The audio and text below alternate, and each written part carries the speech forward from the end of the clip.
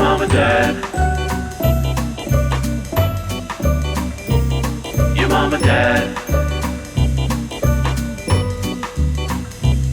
Your mom and dad. Your mom and dad. Well, All right. welcome Let's home, get family. started. It's your Mom and dad. All right. Good morning, everyone. So good to see you guys. What's the issue? I don't see the problem. It's just a nice morning. I'm excited to be a part of the podcast again with you, babe. I don't really know. I don't know why you're laughing. This is just cut my hair a little different. Just cut my hair a little different. Just. Oh my God, this shirt. Okay. It's really not a big deal. I don't know why you're laughing. Okay, so for those of you who are watching on YouTube, Evan, before we start the music, Evan said, hold on, I have a surprise for you and Lee. Keep your eyes closed. I'm going to walk in and then start the music and keep your eyes closed until it's time for us to do the intro. And I was not expecting Evan to show up in full Link from Zelda hair with the ears. No, it's nothing big. I just wanted to try something. I just kind of cut my hair a little different. Trying on a new shirt. The man is in full Zelda regalia shirt. That wig and those ears are unbelievable. It has the ponytail too. Oh, I can't lie to you. The cut is kind of fire. Kind of fire, right? Like I kind of like the side cut. I never really realized how it's sexy Link from Zelda's Link's hot, hair. dude. I mean, I always recognized that Link was, Link he's a sexy character for right. sure. I mean, you see all the like coming in there. They all are like, "Hey Link, hey Link." Oh, always. You know what I mean? Yeah. No. So I just kind of was feeling a little down on myself, so I wanted to kind of capture some of that Link sex energy. You know what I mean? So anyway. The blonde hair with the brown eyebrows and the brown beard. I just dyed the hair and I just cut it a little different than I normally have it. A wild shade. I mean, it's more of an orange. I'm sorry. I'm just thrown off. Good morning. Good morning. How are you? Hello, family. How are you? How are you, Lee? I'm good. I'm just, in awe. Just enjoying my look. I mean, I appreciate it. I mean, fashion is risks. Yeah. And risks are. You just missed Paris Fashion Week, honestly. That's just honestly, by a little bit. This could have been like the hot look going down the runway. I think this is kind of a new thing for me. I think I should show up to Amber's school when I pick her up in this. Oh, please do. And she doesn't even know what Zelda is. Yeah, so I mean, she hears an awful lot about it, but Evan waits until she sleeps, so Right. he's a present father, and he doesn't become all consumed by it. it. I mean, that's close to not becoming the case anymore. You're definitely borderlining Need right to now. hire some like babysitters just to cover the time because I'll be playing. Nothing like doing a hometown recap and Women Tell All with you in a Link wig. And this t-shirt's pretty fire, I gotta be honest with you. Yeah. And what's The great about shirt it is too nice. is that it's very breathable. It's more of a jersey Okay. than it is a shirt. Here, I'll show you guys. Looks silky smooth. Do the runway look. Oh, wow. That is nice. Right? Oh, I might steal that. I might steal that. Anyway, this is me now. This is my look now. Thoughts? Interest? I'm gonna have to try out Is some this of my a kink new, for you? I'm gonna have to, I mean, Is I'm this like an ick or is this a fantasy? Tell me that much. It's really riding a line for me. And that's why I'm feeling I am a little bit Right. lost for words. Right. Head and because heart are in two different places. I'm feeling very confused in myself right now. Yeah. Part of me is like, is this something Am that I I bring into aroused? the bedroom, or is this something that literally is going to be burned in my brain forever and will never be the same? Well, I think that arousal and disgust are probably very close. You know what I mean? Like they're probably they Both in the passion. brain. In the brain, they're very close. Probably very close connected. I'm gonna have to try some of my new flirting techniques on you in this wig and see how it goes. I love this. You know, I've been experimenting with some of my new flirting techniques that I learned. Yeah, I did it to you the other day. Oh yeah, what was that again? The triangle flirting. Oh, that was so bizarre. Well, I mean, it wasn't bizarre that like I definitely could see how it worked, but the way you did it to me was so strange. So Evian, My name's Evan. So Evian Whitney, who has been on Chatty Broads numerous times, they are absolutely fantastic. Loved every time that they were on. But recently on their Instagram page, they posted a experimentation with what's called triangle flirting. Yeah. And they did it to their partner. When I saw it, I'm like, oh, I totally get how this gives someone the butterflies. But instead of going up and trying to do it to Evan organically, I kind of like attacked him in the kitchen and cornered him. And I was like, so how are you? And then I did this triangle flirting. Yeah, it was so awkward. I had food in the microwave going. It was like, zzzz. I'm in my like sweats. I mean, what are you supposed to be in a suit before I start to three-piece suit would be preferable. But I'm like in my sweats just chilling there. And I'm kind of like, prepping food in the kitchen, chef. And then she just walks in. Like I had just seen her 2 minutes before. And she goes, hey, how's it going? And then she starts looking at me like all like in my, like up and down my face, side to side. Okay, well, I'll explain the triangle flirting in a moment. Okay, hold on. Before I explain what the triangle flirting is, because I do feel like this is a fantastic technique. I cannot lie. Right. Because then when Evan did it to me, I felt... You felt it. I felt things. Now, will I feel those things in this wig if you do it to me? Not 100. Not 100%. You're on the fence. Okay, but first, family, support for today's episode comes from Honey Love. The reviews are in. Honey Love is the best shapewear. Listen, if I was one of the final four on this batch show wearing gowns left and right, I'd be bringing along my shapewear. I like to wear shapewear, and the only shapewear I wear now is Honey Love. You can get 20% off your entire order with code MOMDAD at honeylove.com. I had tried shapewear before, especially under formal dresses to smooth out the undie lines, but always had so much drama with, number one, how uncomfortable it was, but also, for the love of God, the peeing drama.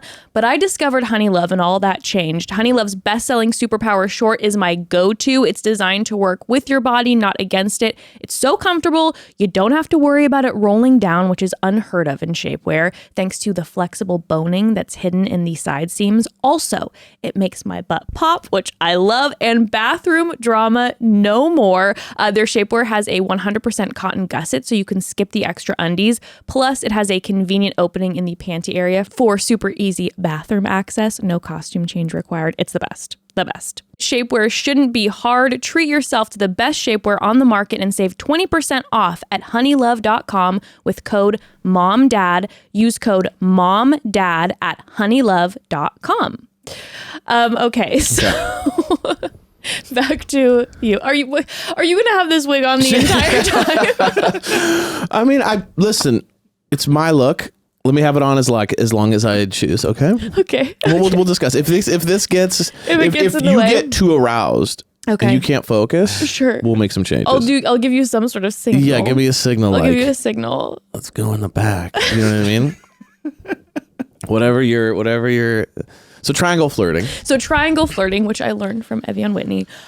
So apparently you're looking at the person, and I believe you go from the left, you look in their left eye, and then you look down to their mouth, and then you look back up to their right eye, and then you go back to the left. So you do a triangle, and you do it slowly, like kind of like a beat. And so I'm like, this is fun. Let me see if I can do this on Evan. So I didn't do it the right way to you. I was so awkward when I came out. The approach was the problem, not the actual, like you did the eye thing right, but it was like, I'm in the middle of cooking food. You're like, hey, how are you? And I'm just like, what is happening? And then you just like start doing the eye thing. And so it wasn't like we were having a moment and we were talking and we were kissing and then all of a sudden you did it. It was just like, hey, you. We weren't sitting down to eat dinner and you weren't speaking about something and all of a sudden I kind of zoned in. And started my triangle flirting attempts. I've heard that if I just do this immediately, he'll fall. It'll just be like, whatever I want, he'll give me kind of vibes. But no, you just started looking in my eyes and you're like, I. And I was like, are you okay? Like, do you need to go back to the eye doctor? He literally asked me if I'm okay. Are you okay? Which is the last thing you want to hear when you're trying to flirt with your significant other of 16 years. It's like, are you okay? But I do. But then once we stopped and you're like, I'm doing this triangle flirting thing. How does it make you feel? It definitely is very intimate. Like it's very hot. Very intimate. And I will say, I think what it has a lot to do with what it feels like is that the person is like looking at your mouth. Yeah. You know what I mean? In your eyes and the back to your mouth. And so like, Which is helpful for me because whenever I'm getting into a deep conversation, I never know which eye to look into. And then I start getting in my head, I get panicky. I don't know if this is Wait, it's the helpful me for thing. you to do this a technique when you're just having random conversations with people? Yeah, I'm not gonna just more like the permission that I can go back and forth from one eye to the next. Yeah. Because when I'm having a serious conversation with someone, I all of a sudden start thinking about, oh my gosh, which eye do I look at? And then I start feeling anxious. Right. It'll send me down a little bit of a spiral. Really? You yeah. forget what eye to look at? Yeah. I never think about that. Next time you're having a conversation, this will pop in your head and then you'll feel like uncomfortable. Well, you tried the triangle flirting on me after, and I'm here to say that it worked. It worked. It really did work. It's please don't wink in the wig. Which ear of Evan's do I look at? Yeah. One's falling a little bit. I will say these aren't very high quality, but what I think I'll do is, because these are kind of a rubber ear, is I think what I will do is I'll melt them down, remold them into more of a custom ear mold. Okay. Because they're a little big. Sure. Yeah, You know I can what I see mean? that. I can see that. See that? What are your thoughts on this, by the way? You've been sitting with it for about 10, 12 minutes now. Is it, I know, are you feeling this could be a new thing for me? We've never done we're not big, we haven't done as much role playing as, we do a lot of role playing, but we don't do costumed role playing. That's what I'm saying. So I think that. So should we bring costumes into the this bedroom? could be the one that breaks the ice. Let's just put it this way. Let's put a pin in it. Let's put a pin in it.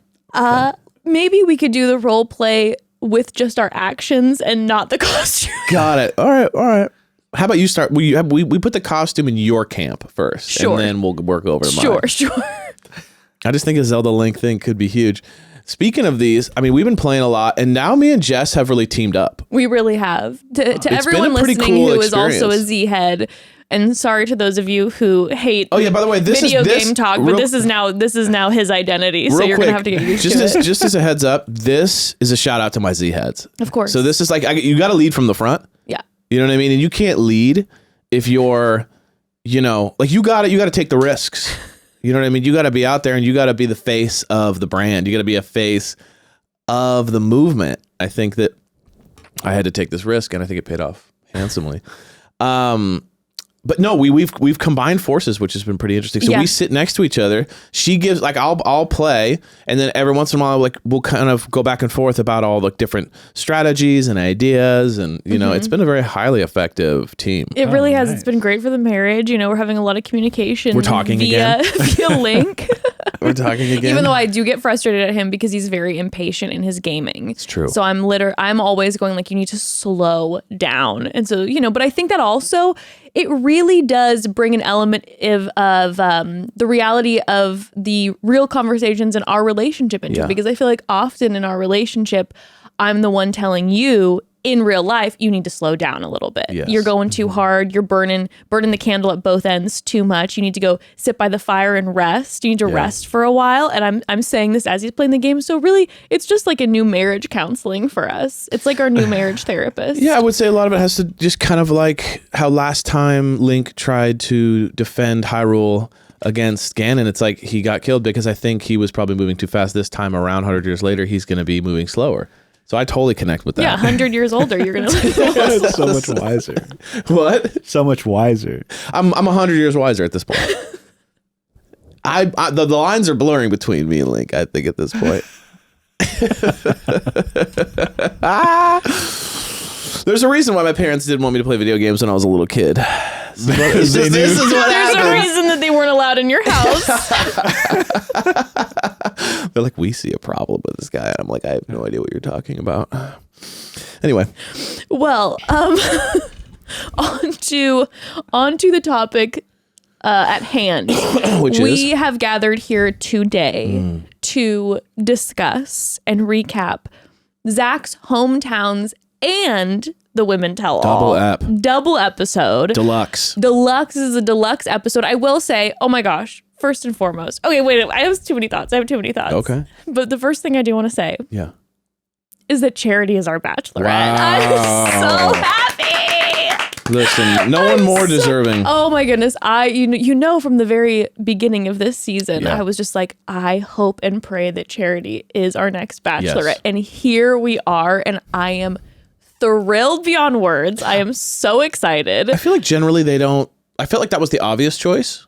Yeah, because everyone And- just absolutely adores her, and she's Well, so no, yeah, wonderful. but I also feel like a lot of times they don't go with the like obvious choice. Maybe people turn it Yes. down or something like that. But it just I don't think sometimes I'm so. always like, what? Well, it's, the surprise with Zach, the surprise with Clayton. That's what I'm saying. Like, yeah, It was a little bit, but I feel like it seems like with bachelorettes, they tend to go more with fan favorite. Obviously, Yeah. in the past they've mixed it up a little bit, Yeah. but I feel like the Bachelor is sometimes where they'll throw us a loop and we're like, excuse me, that's not who we asked for, but we asked for Charity. And we yeah, asked she's Charity as our amazing. Bachelorette. And the one thing that we will get a lot of, there's Yeah. a guarantee, is tears because Yes. she loves to cry. Oh my goodness. I mean, she is a crier. Yes, we are going to get an emotional season. She's a crier. Every scene she cries in. I know. So she's going to be tuned in. She's going to take it super seriously. I think it's going to be amazing. I believe that she will find love in I the end agree. of this. So I agree. hope, ABC, that you cast some amazing men for Charity. And then I'm excited to talk about Charity because we got to know Charity's family this Yeah. episode, or hometown episode, which her family was I mean, it was like the dream family. They were just the like dream family. the nicest, funnest people ever. The most kind. Like, you and I just were looking at each other throughout this smiling entire the whole hometown. time. And I'm just like, why isn't our family like this? Can I They move just- in? Can I And we're be like, adopted? hello, can you Yeah, you she let us was- come visit the family occasionally when we need to pick me up? Yeah, it was definitely interesting because, we know her as such a kind, sweet person. Yeah. And then you're kind of like, you never know what the family's You gonna be. never And then know. everyone was just like, You're like, Just like her. It was a bunch of hers. Yeah, you're like, I understand. I Yeah. understand. it was amazing. But obviously want to dive into all of that. But I just had to declare and shout Yeah, from the no, rooftops that's at the top huge. that Charity is our Charity. next Bachelorette. And I am so Charity. excited that we're going to be able to recap her season. Yeah. Because, going into it, when you love the lead, Yes. you just have a different excitement about it. Oh, definitely, So I'm definitely. like loving the lead, starting her season in a few months. I'm so When you thrilled. don't like the lead, you're kind of just like, well, I hope they really bring on great people. But when you Exactly. like the lead, you're like, okay, at least that part's taken Yeah, care of. that's great. Like half the, however much of the equation's taken care of. And I think Exactly. she's going to do a great job. Exactly. So want to dive into the details of all that. But before we get into the hometowns, get into the women tell all, I thought, you surprised me with this wig. Your fantasy, yes? Yeah. And I thought, and I didn't technically surprise you because you saw it when I brought it in, but I thought it was really important after watching Zach and Gabby's date, where in the extended scenes at the end, we find out that Zach does not put syrup on his pancakes. It's not butter that he puts on his pancakes. No. It's not jam. It's not powdered sugar. It's not honey. It's not honey. It's not Nutella. No. It's yellow mustard. What? She's like, my grandmother did this. And we were like, okay. And to that I say, why and how, sir? I'd like to know if there's something to this mustard situation. Is this some Michelin star concept? Right. Is this is Yeah. Gordon Ramsay thrilled right now hearing this? He's like, finally, for the love of God, people are understanding that they need to put yellow mustard. I love Chef's Table. I've never seen this. Never technique. seen this. So I thought that I would get us both a pancake. By the way, you're already, already winning the game because these are McDonald's pancakes, which are like the absolute. The hot cakes. Yeah, they're so good. Yeah, I did not make these, obviously. For everyone watching on the YouTube, here you Let go. me give Lee a piece. Yeah. 'Cause Oh, Lee, yes. Lee, are you down to try? Sure. Oh my gosh, yes. Let's do this. Lee, I Okay. apologize. I had the 2 hot cakes because I ate one earlier. Everyone, we have now brought out the pancakes and ooh, ASMR. Here is the French's classic yellow mustard. I already feel sick before doing this. I feel like this is hot ones a little bit. Yeah, gross ones. Gross ones. This has never Oh, crossed I put too my much on mind. it. No, Okay. yeah, here, let me hook up Lee. Okay.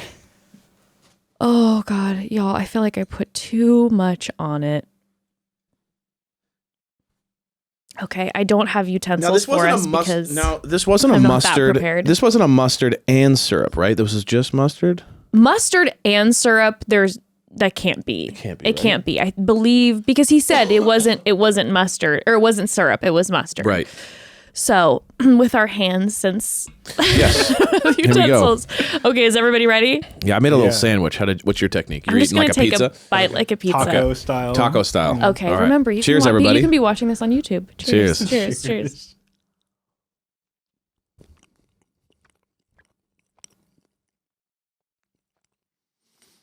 That is absolutely vile. Sorry for the chewing, everyone. Put a little more on. Oh my god, you like it? No, I just want to really feel it because I'm trying to understand what is going on here.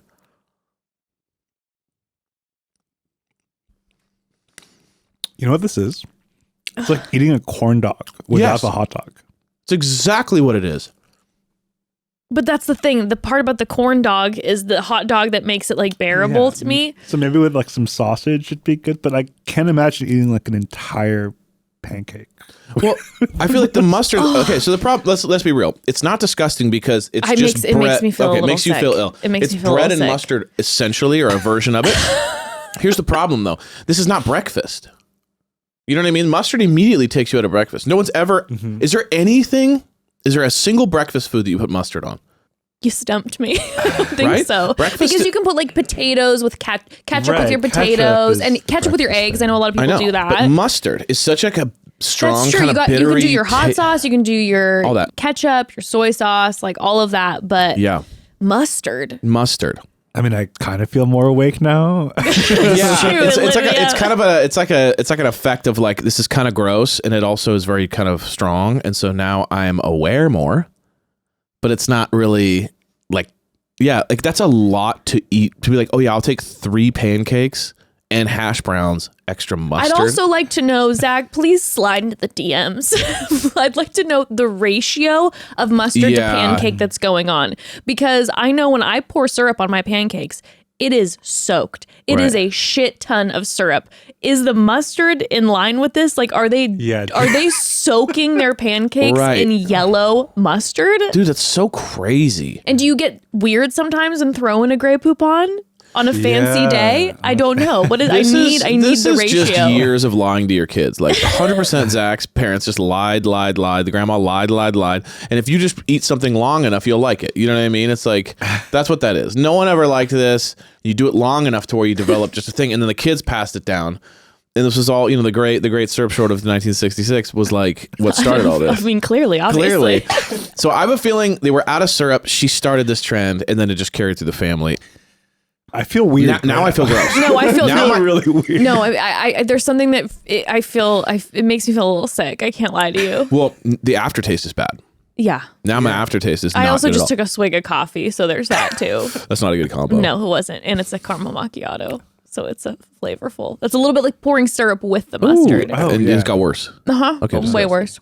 But I'll keep drinking it. Well, thank you all for participating with me. Honestly, And I loved you- it. I loved it because I did feel like we had to understand this. 'Cause I needed to know. You can understand most things. If like food wise, people can go, I could see that, or that's a little weird, but I could see that, But that one is like, I don't see it at all. I don't No. understand what we're doing here. No, absolutely not. I thought after the moment where Zach was fingering the tree hole with the Gabi's tree syrup, hole? that was going to be the peak of that part of the I mean, the it was hometown it was date. such just an over the top sexual like innuendo. They're was- like drilling into the thing, and they're like and his hands on my hand, and they're drilling into the tree. They were doing and they're like, full it's not ghost. deep enough, and he's like, I've never heard that before. And then he's like, wait, this is the first time I'm hearing about this. And they're like, it's not deep enough. And then they get it, and he's like, and then she even said something, the fact of like, he's like, I'm trying really hard, and then they stop, and then he like puts his finger in the hole, and he's he like, puts his pinky. yeah, he I puts his think, in. pinky I in was the like, hole, what? Oh, and he's like, it's very wet and it's Oh, warm. It was very like over the top. ABCY. Too much. And then he's like, it was like, yeah, we didn't get deep enough. And then she was like, oh, well. And it was like, this is too much, you guys. The writing is off the charts right now. It was a lot of maple syrup. It was a lot of Like maple my thing is syrup. like, make that a little section of the date. But it was like, we're walking to the tree, then we dig into the tree, then we walk to the place, try out the syrups, and then we have like a syrup moment for like what felt like 20 minutes. Like it's just like the whole thing was syrup. Two things. Number one, I can't lie to you. I think I would have really loved that. Okay. It's just the whole process. You're like, I'm actually getting it from the tree myself. And then we're having a fun little taste test. Right. Second, if her family is in the syrup biz at all, she's a part of big syrup. That's 100%. She definitely, I'm like, listen, she's trying to push her syrup agenda and I love to see it and I need her to put out a line. This is just a perfect gateway for Gabi. Yes. And if Gabi and Zach end up together, they can start a syrup empire. We know Zach loves business, so they can do this together. At one point, I was waiting for her to turn to the camera and be like, try Gabi's zesty syrup. You know what I mean? Like, try. And so we have a whole line of all these flavors, apricot, da-da-da. You know what I mean? And then she's they could have a mustard syrup collab syrup. Whoa. Mm-hmm. I also like the idea that she's a part of Big Syrup, he's a part of Big Mustard, and they're pushing their products on people to really grow the brand. He's competing with whoever. French's. Heinz, French's, the big dogs. The big ones. So anyway. Okay, well, before we dive into the hometowns, which I'm excited to talk about, we do need to take a quick pause. Let's do it. So, family, you all know me. Sometimes I can be a little bit of a stress ball. That's just the truth of the matter. And I really want to unwind and have some special time to myself, if you know what I mean. Wink, wink. But I can find it hard to turn off all the racing thoughts of the day and turn on myself, basically, which is where Dipsea comes in. Wow. I have had some good times with Dipsea. Bow chicka bow wow. Dipsea is an app full of hundreds of short, sexy, inclusive audio stories. They bring the scenarios to life with immersive soundscapes and realistic characters. You can discover all sorts of stories, like ones about second chance romances, adventurous vacation flings, hot and heavy hookups, and so much more. Yes. And again, these stories are hot. Okay, I'm talking, there's zero cheesiness, and I am talking sexy. They're great to get you there in the mood alone, or very fun to listen to with a partner, just saying. And new content is released every week, so in between listening to your favorite stories again and again, you can always find something new to explore. They also have soothing sleep stories, wellness sessions, and sexy stories you can read if you're more in a reading mood, okay? Ooh. Let Dipsea be your go-to place to spice up your me time, explore your fantasies, relax and unwind, or heat things up with a partner. For listeners of the show, Dipsea is offering an extended 30-day free trial when you go to dipseastories.com/momdad. That's 30 days of full access for free when you go to DIPSEA stories.com/momdad, dipseastories.com/momdad. Mm-hmm. Oh, so speaking of hometowns, got anything you need to send home? Maybe a letter, a gift for a family member? We want that for you. But what we don't want for you is for you to have to wait in the forever line at the post office. Well, you don't have to. Not with our superhero, Stamps.com. We've been using Stamps.com for years personally and couldn't recommend it more. Stamps.com lets you print your own postage and shipping labels right from your home or office. It's ready to go in minutes. Ooh. We've shipped probably hundreds of packages through Stamps.com throughout the year. Yeah. And by the way, with Stamps.com, you can get access to the USPS and UPS shipping services you need to run your business right from your computer anytime, day or night. No lines, no traffic, no waiting. And if you sell products online, Stamps.com seamlessly connects with every major marketplace and shopping cart. They seriously make it the easiest. Also, postage rates, they just increased again. But luckily, Stamps.com has the best discounts in the industry with rates you literally can't find anywhere else, like up to 84% off USPS and UPS. Plus, Stamps.com automatically tells you your cheapest and fastest shipping options. Thank you, Stamps.com. Set your business up for success when you get started with Stamps.com today. Sign up at Stamps.com/momdad for a special offer that includes a 4-week trial plus free postage and a free digital scale. No long-term commitments or contracts. Just go to Stamps.com/momdad. Okay, so are we ready to dive into hometowns, Sir Link? Okay, I want to say something first and foremost about this hometowns, which I hadn't really put together until we started watching the episode. I was like, I don't think I can remember, and I'm sure it's happened, but I can't remember a season where all of the remaining people hadn't declared their love for the lead yet. That was actually something that I was putting yeah. together. I'm like, I guess we hadn't like talked about this. We've been discussing the episodes. That I'm like, oh my gosh, people aren't saying I'm falling in love with you yet, or I'm in love with you. I feel like typically by hometowns, most everyone has told the lead that they're falling in love with the lead. And then occasionally during a hometown date, you have one of the contestants say, I am in love with you after they meet the family. So I was actually quite shocked that all of a sudden it all kind of came together in my head. I'm like, oh my God, this is actually pretty interesting that we're having these conversations with these family members and the contestants, and they're telling the family, yeah, I think I'm falling in love with him. I'm like, oh, normally it's like, I'm in love with him. And the family's like, hold on 1 second. I believe there's probably 2 reasons for this. Number one is they got a week stolen from them. Right. True, during the COVID very week. true. So if your whole relationship's only 2 months old and, 20% of it or 10% of it's gone, like it's going to be a problem. Also, I'm just getting the sense that Zach is like a slow burn. Yeah. You know what I mean? Like he's Yeah. not the guy that immediately opens up to you and is just like, oh my gosh, so tell me. It's like, he's saying stuff like, what's your favorite color? You know what I mean? Like, I think he's You're a like, slow I think burn. I may be falling in love with him, but then he did ask me what my favorite color was. Yeah. To get to know me. You know what I'm saying? So I think he's a slow burn. I think he takes time. I don't think he's able to get there as quick. I mean, I think he's able to fall in love or whatever, but I don't think he's able to kind of create a dynamic conversation that'll open him up quicker. Yeah. I don't know. It just seems like that. Like I'm getting the feeling across the board that none of the women are super far along with him. Yeah, I don't get Sometimes that it sounds like they're either. almost convincing themselves. Yeah. They're like, he's the ideal guy that it's almost like it's on paper. It's like, he's exactly what I needed. I finally need someone who does this, this, this, and this. But there's not a lot of like, I don't know, electricity. Yeah. There's like attraction, but I'm not sensing like electric conversations. Yeah. He's not an electric guy. Yeah, that's true. So maybe the people aren't like swept off their feet, caught in the moment, just like, I think I'm in love. It's a little bit like, Right. he gives me the energy that if I'd be on the show, I'd be like, this man clearly spooks easily. So I think that's a little bit too. you'd think that from everything that he's shown us, that if you looked him dead in the eyes and I'm like, I'm only here for you. I'm not here for Instagram. I don't even have an Instagram.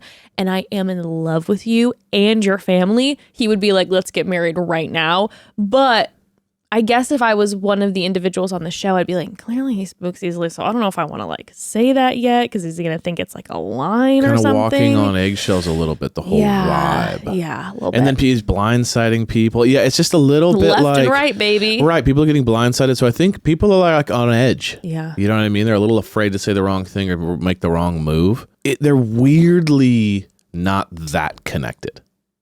For being I'm this saying far for how along. far along we are. There's not like there's not like Gabi was almost the only one that showed like, she's like, I'm going to miss you so much. But other than that, there wasn't a lot of like, I'm going to miss you so much energy. I don't know. I don't know. I feel like there was towards the end of this episode with all of them where I felt like we got a little bit farther, where all of a sudden it was kind of like, okay, this is feeling a little bit real. But I do believe that next week we're going to get there. At least it seemed that way from the tears, the sex week. Yeah, the sex week. And then if they don't hook up, that's another thing that they're not like, you know what I mean? That's another like lack of connection. Sure. So or if he hooks up with one and tells the other ladies like, I'm not going to have sex with anyone. And then they find out it's like, it's just game over. Game over. It's just going to be an absolute disaster. I cannot wait. I can't wait either. I cannot wait. Oh, I wanted to ask you this too. Yeah. If you were to be on this show, what would you do with the lead for your hometown? What's like the date before that you would plan? Oh. Because Lord knows I doubt that they'd be meeting your family. I don't foresee your family being down to be on the show. I don't know. It's hard. My mom, maybe. I don't know. It's hard to know. But I don't foresee them being.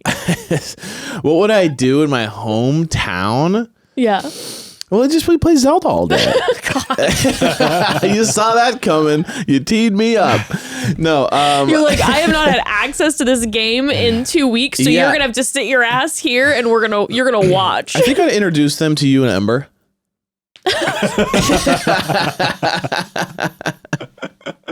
I think of this is my wife and my child. That one really threw me off. I was like, I don't think you're getting the question. And then, okay, all right, okay. Man, a hometown. Hometown's here. That's a hard thing. It's like, you mean when I'm back like San Clemente or like LA? Like, what's my hometown? Let's just say back where you grew up, San Clemente. Okay, I would take them. I'd probably do the beach. Sure. You know what I mean? Very original. Like a surf day. You know what? I'd teach her how to surf. Okay. That's what I would do. That's pretty good. It's good. Has it been done? I'm sure it has. Yeah. At So some I'd teach point. her how to surf. This is all off the dome too. Like, give me some time, okay? Oh my gosh. Just I'm creative genius. killing it right now, okay? Oh gosh, I'd take her to the beach, and then what else would I do? My favorite restaurant. Wow. And then I don't know. I mean, these are flowing out of me. What would you do? I have no idea. Okay, what the hell?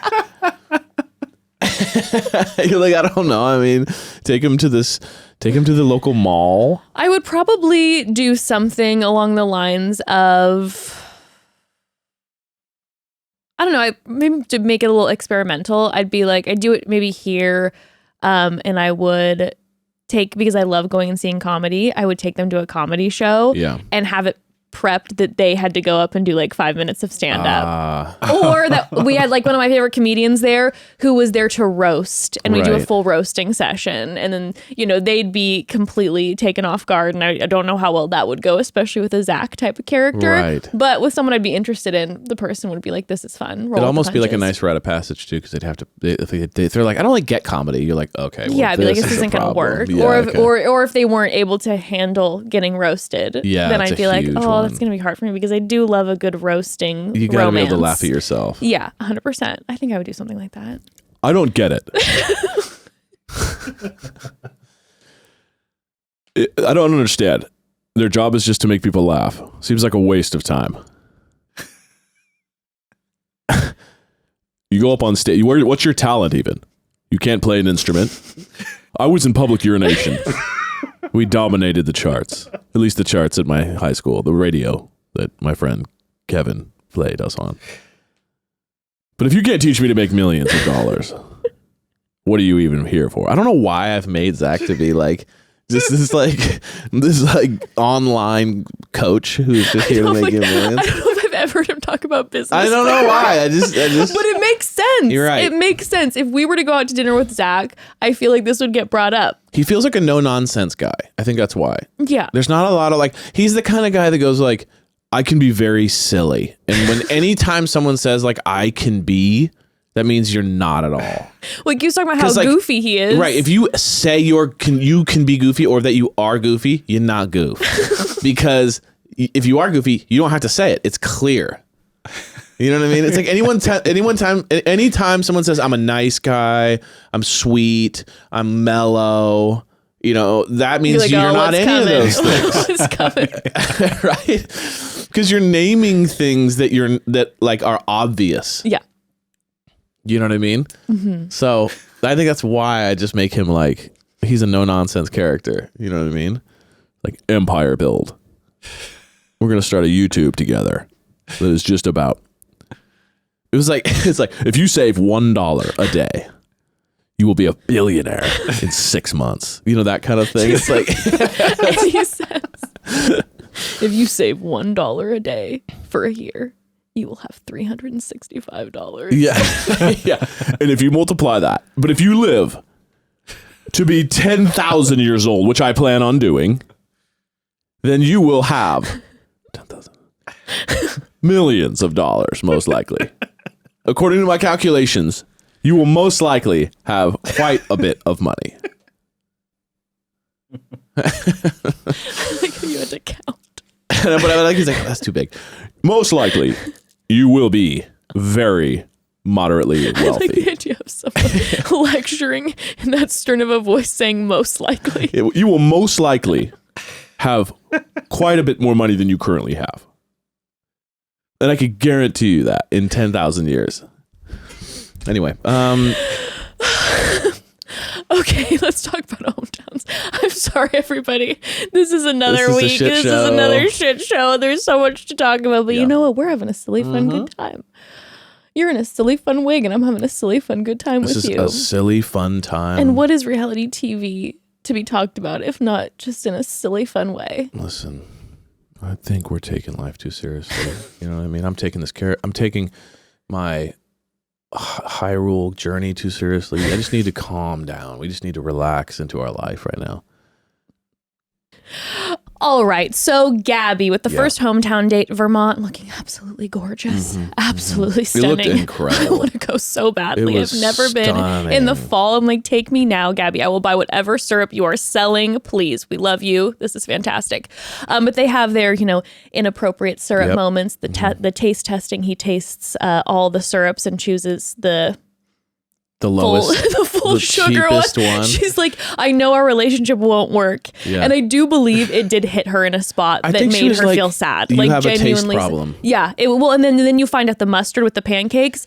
And it's a little bit like, I think I'm falling in love with this guy and now I'm questioning things because if he A even literal though- ick. a literal ick. A literal A ick. literal ick. One side thing I thought would have been a funny. Remember when he blew into the tree and the wood chips got in his eyes? What if I love it because Lee doesn't watch the show. It's like, can you picture him just blowing into the Yeah, he's hole like- he's like, after "Oh." they carve it out? And he goes, and he gets in his eye and he goes, oh God, my eye. Well, how funny would it be?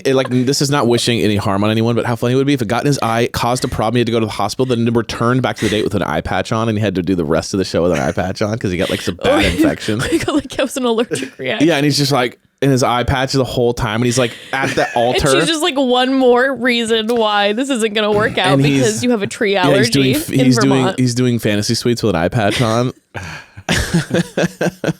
Anyway, When continue. he blew into that hole Yeah. and the sawdust went in his eye, Yeah. I looked at Evan and I go, I got the ick. It was just He the showed reaction. weakness. No, it told you that. It was the reaction. It Yeah, was like, right. oh, my eye. And I felt in that moment that he Just like- wanted to make more of a thing of it. And she kind of shifted it. And I was like, oh, God. She's like, you're fine.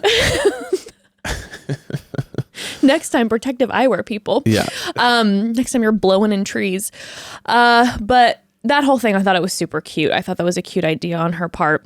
But then we meet her family, and we had heard her speak the week before and mention that her mom and sister were excited when they found out that it was Zach. So we knew that we had a family that watches the show. Yeah.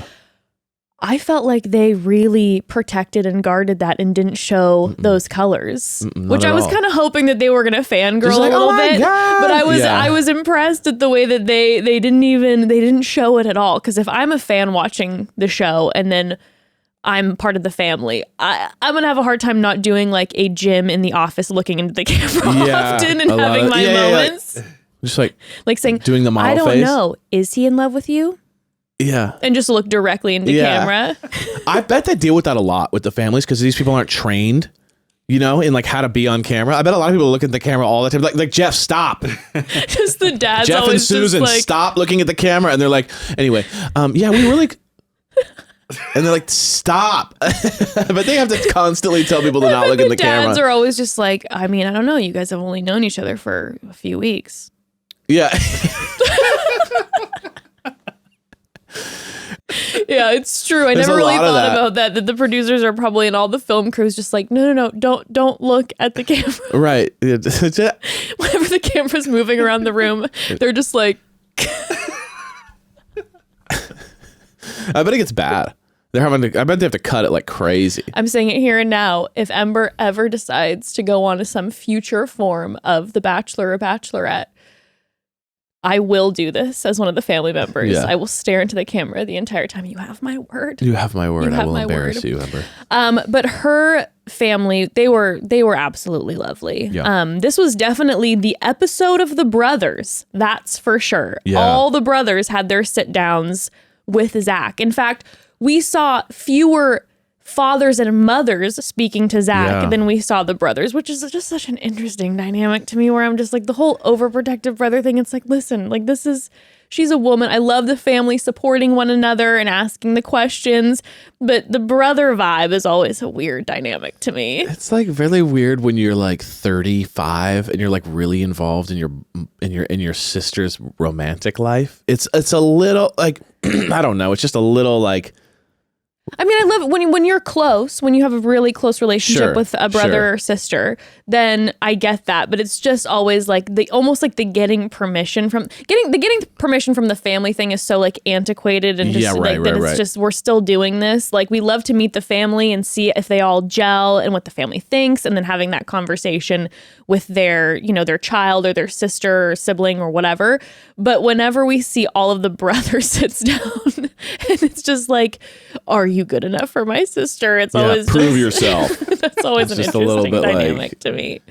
But her brother was low key. He Yeah, seemed lovely. he was nice. He did say that Gabi putting herself out there is huge for Gabi. So we get these little windows in these hometowns where you're like, okay, this isn't a typical. When we see Gabi putting herself out there, that's Yeah. big for her. So it means that she definitely likes him, which I feel like we saw, especially like you were saying when Zach was leaving at the end of this, and she was like, "I'm gonna miss you." I definitely feel like Gabi is having a lot of feels for Right, Zach at this right. point. But her father So sweet. Gabi's father was just everything we love to see. He was in so a sweet. He was dad. crying. He was like sensitive. He was caring, but he also wasn't like like he was protective and caring, but he also wasn't like, this guy has to really prove to me anything like that. He was so sweet. He gave me a very like low key, maybe undercover Santa Claus vibe. He kind of was. So he was kind of magical. You know what I mean? He was very magical. And I felt like he was going to give me like a hint that he was Santa Claus by being like, you know what? Being in love is just like the first day of Christmas. And you're like, what? And then he knew winks it. at the camera. He goes, me and my friends, I call them my elves, we just love you so much. And, we prep all year just for love. And they're like, what is he talking about? He's low key, like just like in, incognito is Santa Claus. Santa. He had that energy to me. He had Santa energy. He did have Santa energy, just warm and kind. Warm and sweet. Oh, I like that. You know Now what I I love him mean? even more. Yeah. I love him more. That was my energy with him. I just loved that he immediately, came to her and said, I love love, and I know love so well because of how much I love your mom. Me and your mom met in the lunchroom, and I knew immediately that was going to be my wife. The He was second very. she walked in, I fell in love. I knew that was Mrs. Claus. And I knew it was Mrs. Claus. And that he has the admiration Yeah. that you could feel just like He's a romantic. and like just like reverberating off of him towards his wife, that you could just feel how much he still respects her Mm-hmm. Yeah. and loves her. And I was like, Are you trying to say something to me right now? No, I looked at you doing it. Just like in the way that he really just respects her and just looks at her. No, I like, looked at you during it and I was like, oh, I feel like that's I sweet love you, you babe. because we'll love each other Yes. forever. I'll never let you go. You're never going to leave. I'm never gonna let you go. But no, he was just absolutely, absolutely lovely. And he just had such a supportive conversation with Gabi. Yeah.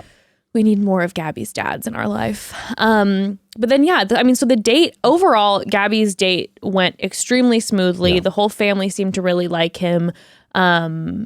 And it definitely pushed Gabi to opening up more towards the end, but she still did not say, I'm falling in love with you. Yeah, it was interesting. I was surprised. I really thought that she was going to say it. She's like, I could see myself. Mm-hmm. Which is wild. That's what I'm saying. I feel like Yeah. we've never seen this much of the people holding back. I thought Gabi would have been more like advanced in her feelings than like an Ariel or like you know what I mean? I don't know why. I just felt like I expected her to be farther along than maybe the majority of the women left. So did you know I. what I mean? So did I. But they have then their conversation and she's struggling and Zach's like, you got to have trust in us. I mean, you got a 1 in 4 chance, but you got to have trust in us. Trust me that I love you 25% of my 100%. I think it was it Ariel's dad that was just like, what about, he threw out the 25%. Yeah, he was, like, I was like, calculating. listen to the man. But yeah, it went well, and we'll see if she ends up dropping the falling in love next week, even though we do see from the previews of next week that she is gets a crying and little she is pissed upset off. at something that Zach does. And I think we can all kind of Guess. guess that maybe Gabi and Zach are not the ones who have sex in the fantasy suite. Doesn't seem like it. Doesn't seem like it. Okay, next we had Ariel's hometown in New York City. The opposite of the Gabi's. Vermont. I loved this hometown date. I mean, it was when Zach walked up to Ariel and she then in the ITMs was saying, New York is extended family for me, so it's so important for me to have him meet her. I'm like... Very romantic. I'm like, put that in a novel, put that on shirts. It was so stunning. And this returns back to Ariel being just like literally very high society vibes. Like she's so well put together and she's so like, hello. Ariel is just like New York City. The essence of cool. Yeah, she's so cool and gorgeous. And wistful and kind of mysterious. Yes, she is such a character to me in one of our, favorite Netflix shows that we watch where she's like the main character in New York City, just being gorgeous and attending like amazing galas and gallery openings and is just smart and hot and just vibes just ooze off of Ariel. Very magical. She's so magical. And so she took him around New York City. And then she also was talking to him about how important her Jewish culture is. And I love that portion of the date where she took him to the Jewish deli. And I thought that was a great conversation that they had.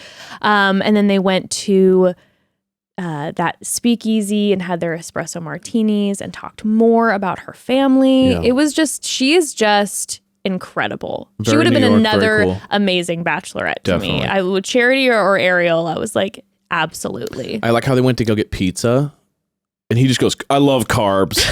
It shows you. I love carbs.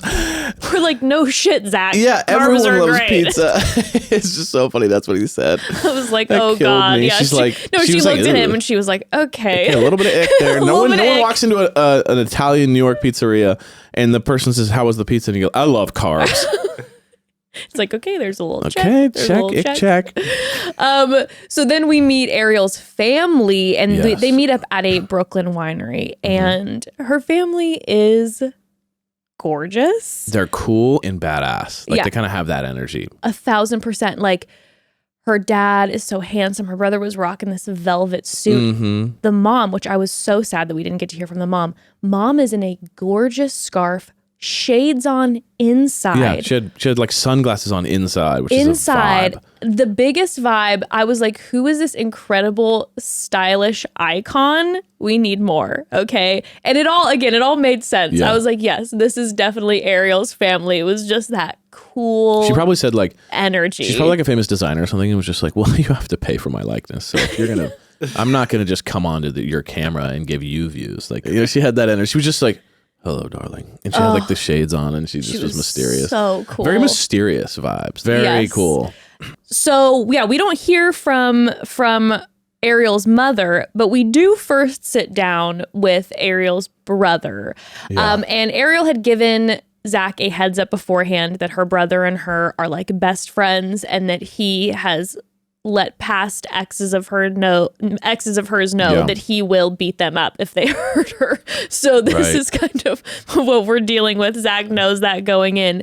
And her brother, rocking his velvet jacket, came right out the gate and he let Zach know. He was like, which I love that someone said it. For the love of goodness, someone said it. He was like, I know technically that you're the bachelor in this. And the whole thing is it's like, who are you going to pick? But at the end of the day, my sister's choosing you. Yeah. So why should she pick you? I was like, somebody said it finally. Yeah. Because we've had this whole energy this entire season where it's very much like Zach is the bachelor, and if he does not like you, he will get rid of you because he is looking for his wife and for the right reasons. Yeah. So I love that her brother came right out the gate and said that. I do have to say, as soon as he said, why should my sister choose you? Zach sits in silence. And says, my favorite, he goes, great question. And then sits in silence for a half of a beat. And her brother says something like, nice answer. Yeah. I was like, oh God. And he goes, that's pretty good, right? Okay. So here's my thoughts on this. It's like, when you don't have an answer to something, when you just slow everything, you repeat the question, you do it slow. Interesting question. The reason why you're just trying your sister, Ariel, who we're talking about, should choose me in this process that has been a very long process. You just like drawing out is because, and then he just gives like the classic, like, I have a big heart, I have a lot to give, and I care about her a lot. And then he throws in, and I'm a pretty good cook. Yeah. And the joke did not land, my friends. The joke did not land. Know your audience. But Brother Bobby was like, not funny. It wasn't. He was the audience. Yeah, he was just like, okay.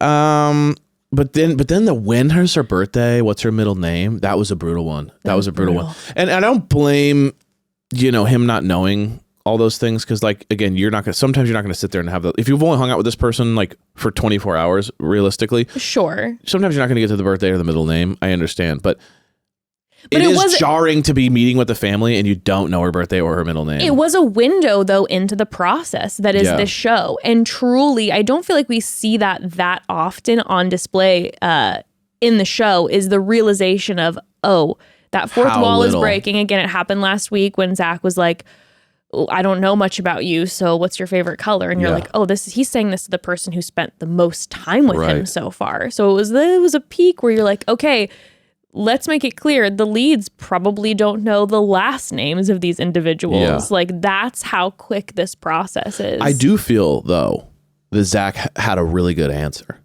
And the answer was something to the effect of like, I know what you're saying, but I don't think that's important when it comes to connection. Like knowing a birthday, like those things will come. I want, obviously I want to know those things, but like falling in love and being connected, that's not what makes you connected. If you know someone's birthday, you know their middle name. So sure. I thought that was a good answer. He kind of like basically called out the fact that like, yes, I don't know every detail, but from what we've experienced, we have an amazing connection, which I felt like is the only answer you could possibly give. Totally. And to Zach's credit, I have to say, of everything we've seen from Zach, my thought was, oh my God, the second that the brother sat down and was grilling him about, all sorts of the birthdays and why Ariel should choose him and all of this, the vibe I got from Zach is that he'd be the type who'd be like, a little bit of a problem, a little bit of a hiccup in this relationship. Brother's posing a problem right now.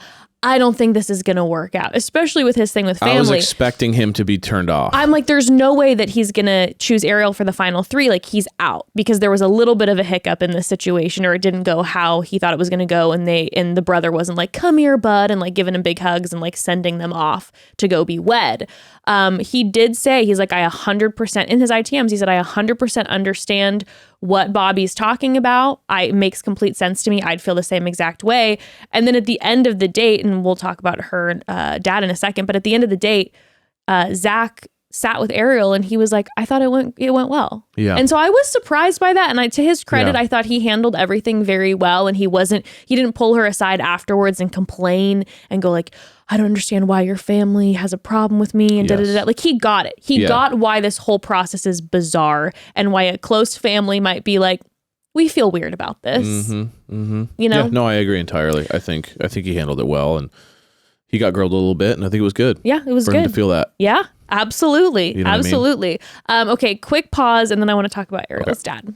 So, family, question for you. Do you know how much your subscriptions cost? Apparently, most Americans think they spend around $80 a month on subscriptions when the actual total is closer to $200 a month. Okay, and if I'm being honest, mine costs a little more than that. Yikes.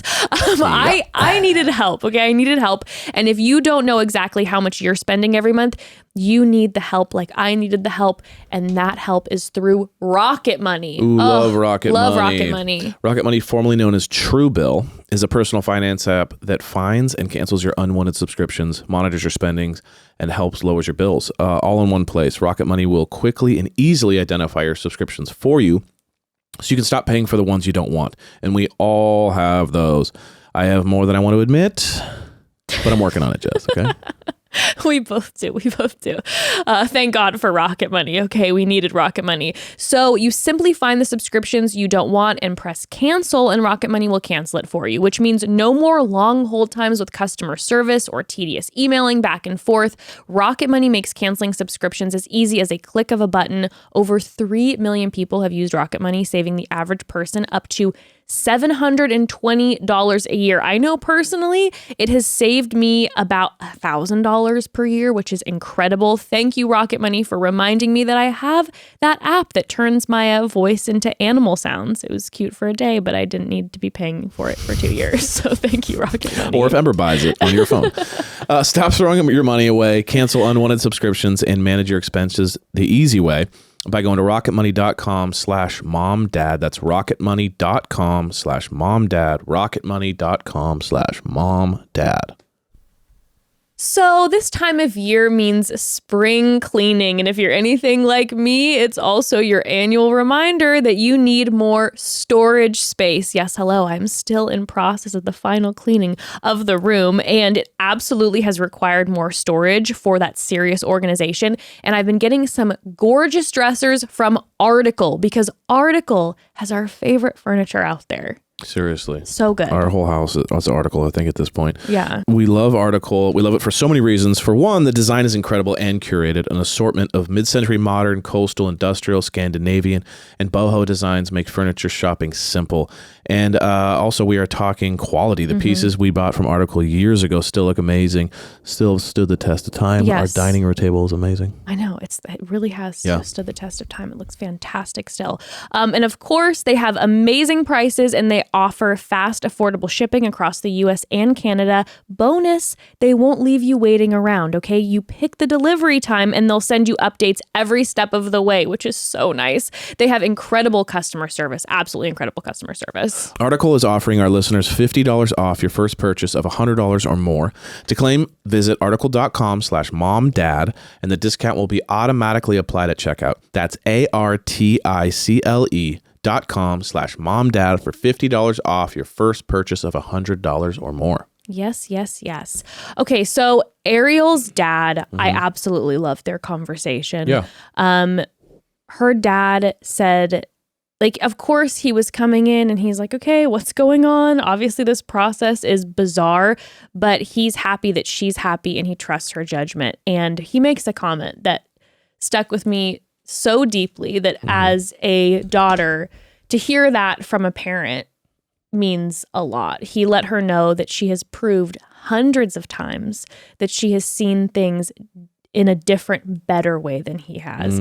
We love that moment when we see the humility of a parent understanding, like, oh, look at my child who's like surpassing me. It's like trust, you know? It's like I trust you to make decisions, as opposed to like I'm still lording over you and I know what's best for you and you don't. 100%. But I'm saying it even goes beyond that. It's not even like, oh, I trust your decisions. It's like, oh, I've seen so many times when you saw something different than I did and you were right. Right. And I loved that moment. I thought that was such a beautiful moment with her family. It's really cool. And I loved him. And the only thing that was a little weird was when Zach told the dad, I could feel different week to week.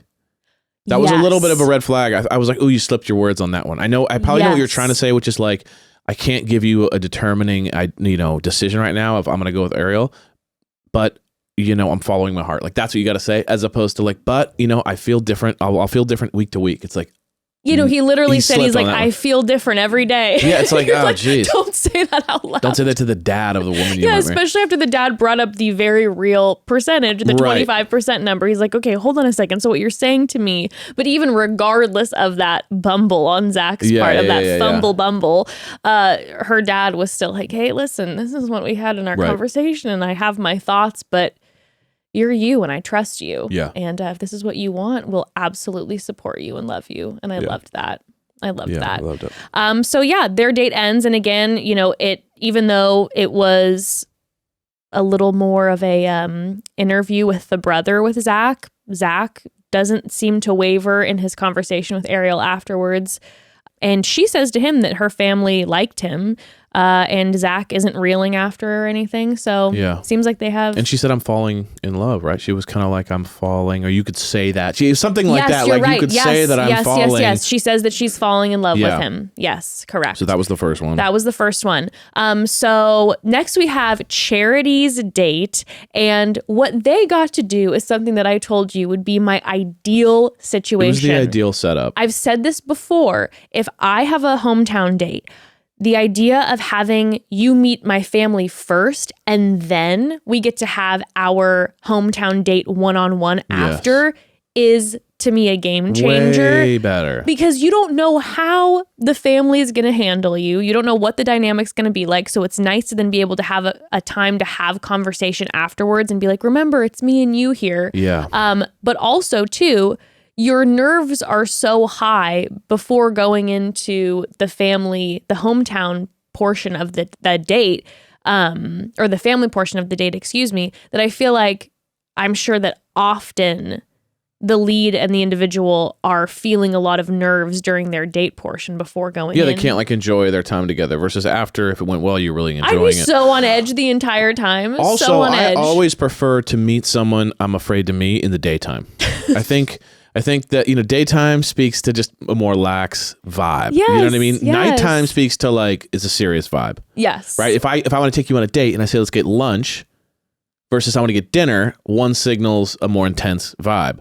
Agreed. You know what I mean? Agreed. It's more of a barbecue backyard hang anyways too. Yeah. So the energy was even more mellow than like we're sitting at a dinner table in our house or at a restaurant. Well, it's just a lot more intense. And they had the whole family there and also like a bunch, like 5, I think, of Charity's friends. So they walked in on a full-blown party. Yes. Like there's, 25 people that helped there. too. Lots of people. And I feel like I would love that way more too. When you're sitting across from like 2 people and it's like, oh God, it feels like an interview. It's so intense. Like you can't volley to someone else at the table when there's only 2 or 3 people there. But when you got a whole crew of people there, outdoor, and then of course they walk in and that would already put me at ease. But then they walk in and all of Charity's family and friends, like we were saying, were absolutely lovely. And right away, they're like, come on and sit down. Yeah. And her parents, again, the dad loved her dad. Yeah. He was so sweet.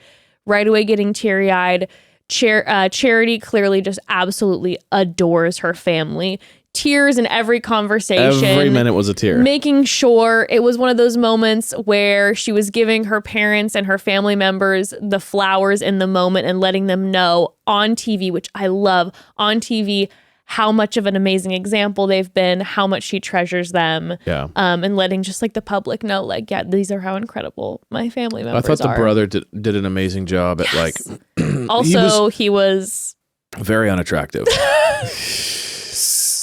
so handsome. Yeah, I mean, it's like you look at Charity, right? Charity's like stunning. Yeah, absolutely. stunning. And then you're like, maybe she's the only stunning one in the family, and then you get, but in the whole family stunning, and the brother's like stunning, and you're like, okay, it's one of these, But yeah, he was just super cool, and I felt like he was like nice.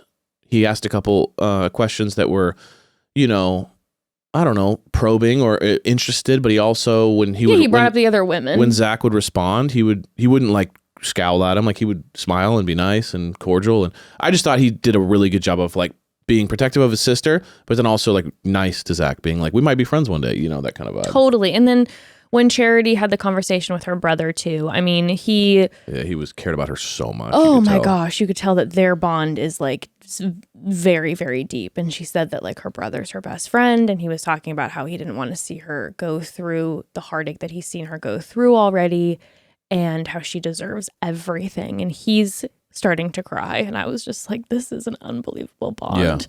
Yeah, they were really, you could tell they were very close. Very close. She said he's her best friend. Yeah. And he was talking about how hard it's been since she's been gone. So clearly, like, at least they talk a lot or see each other a lot. And that through line was carried out in the conversation then with her mom too. and how, everyone was missing her. So I'm Yeah. I'm hoping that if everyone is like so close and spends so much time together in her family, that maybe we will get more of Charity's family as she is the Bachelorette. Yes. I'm really hoping for Maybe that. they'll be in the mansion just hanging out. That'd be sweet. Yeah, I would like seriously. There's upstairs. Be like, listen, I would do that exact thing. I'd be like, listen, if I'm going to be the Bachelorette, we have a caveat. Yes. I have a couple members of my family, and it's my besties. They're moving into the mansion. They're coming with me. You don't have to pay me more. Okay, you can give me a low budge salary situation, but I need family and friends Yes. with me because I can't handle all you producers. No. Okay, I need some wisdom from my family. But yeah, her mom and her conversation was absolutely lovely too. And then her mom asks if she's falling in love. Right. And she says, again, someone is not fully, she says she's in the process, but she's not ready to say the words, Yeah. and her mom's a little bit like, well, sometimes you got to say the words, but it's something to think about that you're not ready to say those words yet. But then they end up going on their date where they go line dancing, which was so fun. Movement outside, out in life, not just like at some stuffy dinner where you're gonna have kind of feel tense. It was nice. And let me say this. After that, her family date couldn't have gone better. You and I looked at each other and we're like, yeah, this was the best. It went about as It perfect. literally couldn't have gone better. And then they have the dancing after and they're holding each other and he is sharing with her about how he feels. And then she ends up telling him that she is falling in love with him. She takes that step and he's like, you don't know how good that feels to hear. And he's talking about how there's something super special between them. And you and I look at each other and in that moment we're like, he picks Charity. Like we were like, oh, Charity. she's Incredible. She's at least one of two. You know what I mean? 100%. Yeah. And so at the end, which we'll talk about the rose ceremony, I was baffled. Yeah. Baffled. And I'll talk because there was nothing in the family date that he alluded to, and especially not in their line dancing, that made the audience, and I know now her too, feel like, oh, maybe he's not fully there. Like he was affirming their relationship. So I was like fully blindsided. Definitely. 1,000%. I did not see that coming. No, not at all. Not at all. Yeah. So then next we have Kaity, and Kaity it lives in Austin just like Zach It's lives so in hard Austin. to beat, dude. Your hometown. I mean, That's going to be tough to beat. Just starting off with that. I feel like I've heard in a few interviews where a leader or two will be like, yeah, it's something that isn't talked about a lot, but the distance is massive. Like you all of a sudden choose someone and they're on the other side of the country and you don't really think about it until the show ends. Yeah. And I was thinking too, I'm like, oh my God, if Zach picks Kaity and they live in Austin, typically the lead and who they choose, they only get to see each other a couple times when the show's airing to try to keep it secret, and they do like a secret Airbnb. I'm like, oh my God, if Zach lives in Austin, I bet he could sneak around all the time and like show up to her apartment, or they could sneak places because they're so close by. Yeah. And he lives there, so it wouldn't be like if people saw him there, they wouldn't be like, why is Zach in Austin? Right. Or why is Kaity in Austin? It's like, oh, they both live there. So if he ends up choosing her, I bet they were doing some secret meetings. I thought that this date was sneakily the most effective date you could ever have. Yes. Because in the town together, grocery shopping, hanging out, building furniture, like all this stuff was like, it was like you're simulating life. Yes. In your hometown. So you were seeing all the things you're used to seeing. You probably drove by his own house. Like, I don't know, man. It's not romantic in the way that like you guys they were doing anything special. But there's romance in that. There's romance in that day to day where like you that. just got to feel what it would be like to be together. Yes. Yeah, 1,000%. Which is very powerful. Yes. They were playing house essentially. They were going grocery shopping, and then when she had him come back, and then they're driving in her car and they get to go back to her apartment so he sees where she lives. Yeah. And they're picking out pasta and she's like, what gluten-free pasta do you want or whatever? And he's like, gluten-free pasta. I like Chef Boyardee. He's like, is this a Whole Foods? What are we doing here? Let's get over to the Ralph's where they got the good stuff. Give me that Kraft, baby. Give me the Kraft mac and cheese. No, but then when they got back to her apartment and she just She got that system on lock She's because like, she's build like, me things. well, I have to move in, so can you build my dresser and build my beds? Like, could you build all the By the time that man left, her apartment went from bare to fully furnished. Flawless. All the lights. She had him working the whole day. And I do have to say he was quite handy. He was. I was. I mean, he put up a light and then he read instructions to build something. I'm just saying. It's not like he was like soldering. What I'm saying to you is what I see in their future if they end up together is an HGTV show. Okay, I'm getting an HGTV vibe. I feel like they were really pushing that on us. They have that vibe. They have that vibe 1,000%. Building furniture with Zach and Kaity. Yeah. What? I mean, they can start it off as a YouTube channel and then they can really network and build and make it full link and build and make it a whole HGTV I love it. show series. I love it. And she's charming and he can read the instructions. Yeah, I just felt like, and they're like they were doing the rom-com stuff that you do when you move in together. So it was like, put the light up, build the bed, lay in the bed after you build it, and talk about your future together. You know what I mean? Like it was very a like if I rom-com. was in that situation and I was on the fence, I feel like that would seal the deal for me. Yeah. And you're in your hometown, so you're not having to uproot your life. Like, I'd be blown away. I mean, if obviously he doesn't ruin everything next week, Kaity winning seems like, I mean, it seems like a shoo-in at this point. Well, we've talked about this before. This is the clear front runner. She's been the clear front runner for weeks, and that definitely didn't change this week to me. And she's very charming. She knows how to make him feel. She's like just always leaning up on him, making him feel strong, build that stuff for me. I don't know. She's very good at making him see his life with her. I think that's very true. You know what I mean? Well, then before they went to her to meet her family, she reminded him again that it's just her mom. Yeah. And her brother, of course, but about the background with bio dad and then stepdad leaving. And just how much she loves her mom. And oh my God, I was getting teary-eyed when she was doing the ITMs talking about how much she loves her mom and how much she respects her mom and how much her mom has done for her as a single parent this whole time. And I was getting all sorts of emotional. And when they showed up at the house, I mean, that bond was deep. And Katie's not a crier. No. So, whenever you see someone who's not a crier cry, you kind of go, whoa, this is hitting them hard. Yeah. Big because time. You don't really see her ever.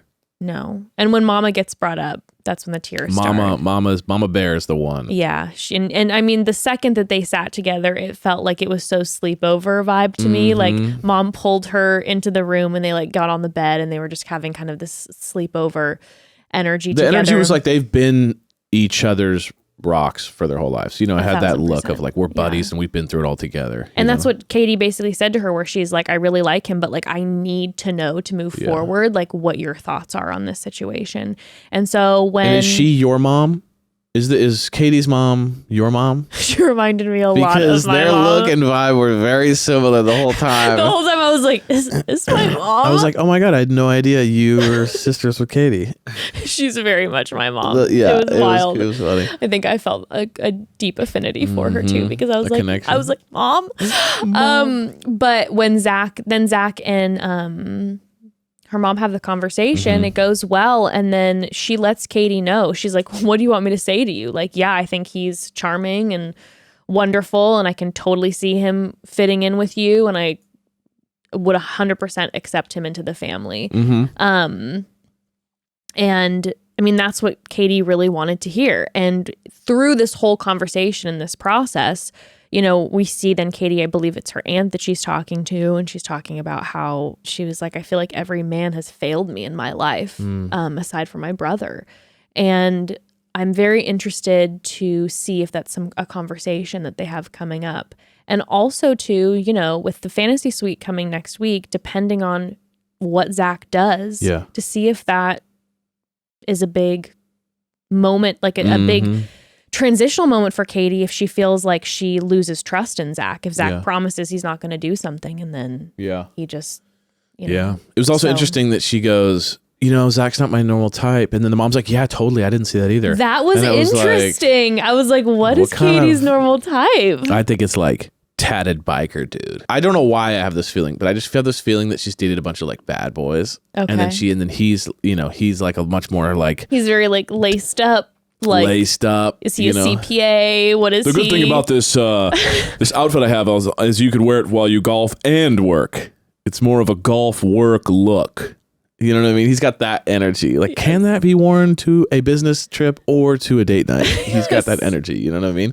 Practical. Where before it's like, hop on my bike, babe. You know what I mean? So I have a feeling that because she did say that. And that was a little moment that we hadn't heard from Kaity. Where she's like, it's not her normal type. What is the type? I'm kind of thinking, what's kind of the opposite of Zach? And it's like dangerous, like risky rock star vibe. Interesting. So yeah, again, all 4 dates. I don't think we've seen, in as long as I can remember, all 4 dates really go so well. I mean, we're dealing with 4 really incredible families, 4 extremely supportive, loving families. And as far as Zach's concerned, like they were all like, even those moments where brother was going in a little harder on him, like he came out of it. It was a relatively smooth situation for Zach. So I was like, okay, I don't know. I really don't know who he's going to pick. I assumed he was going to not give a rose to Ariel because of the whole brother dynamic. But he absolutely shook me and us to the core when he gave Ariel the first rose. I was like, what? I thought Ariel was definitely on the chopping block. But obviously before, he was visited by his angel, Sean Lowe.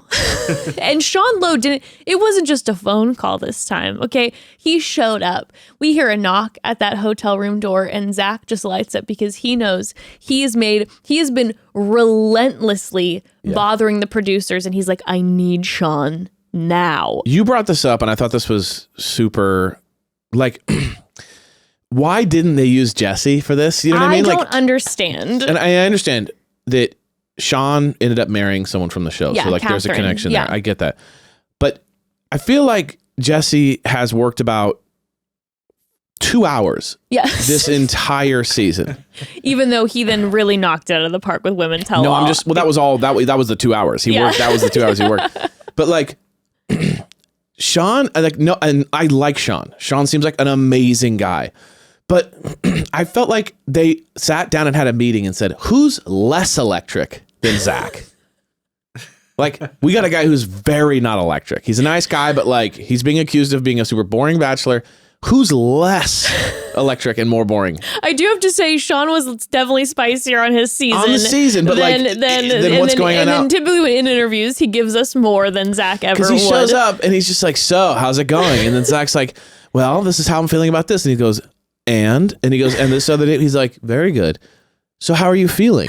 Well, I'm feeling nervous about this. And he goes, oh, I understand. Well, in my experience, what happened was I was a little nervous too. And then I thought to myself, who do I like more? And then I went with her.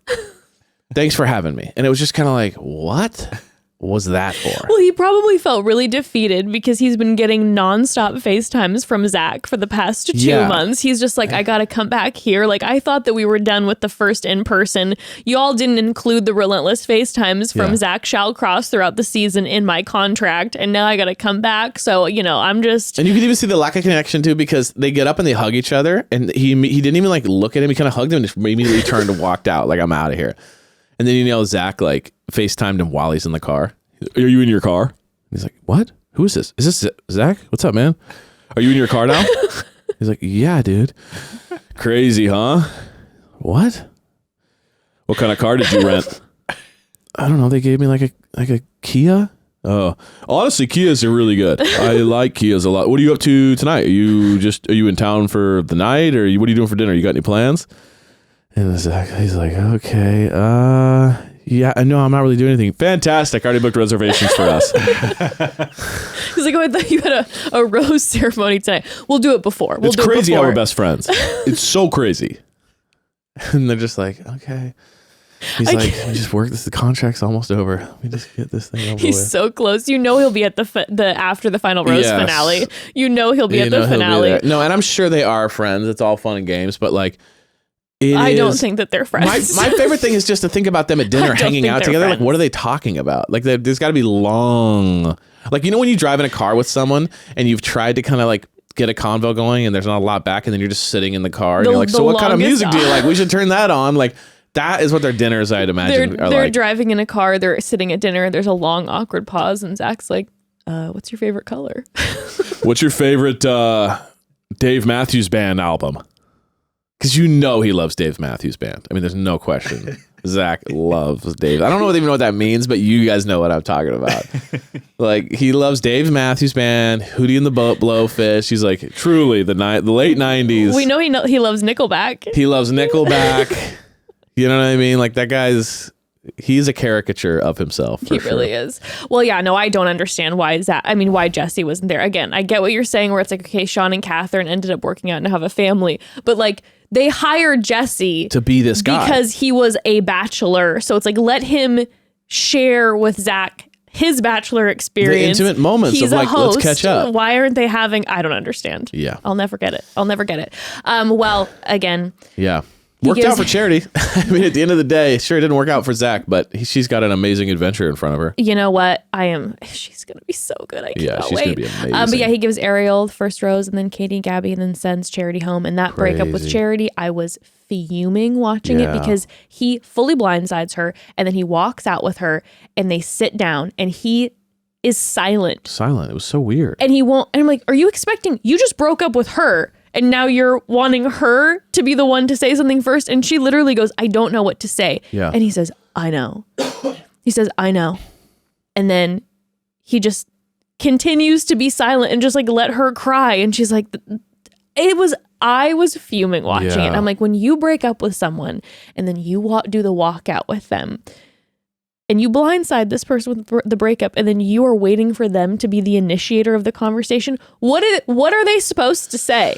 Yeah, well, it's interesting too, because in the car she goes, I don't know. I don't remember if we saw him say this, but if yes, we did. He said that, I know you don't want to hear this from me, but you deserve all the love I couldn't give you. And she's like, I don't even know what that means, And I think that this is the hard truth of connections, which is, it's just their connection maybe wasn't strong enough for him or whatever, so there was a reason.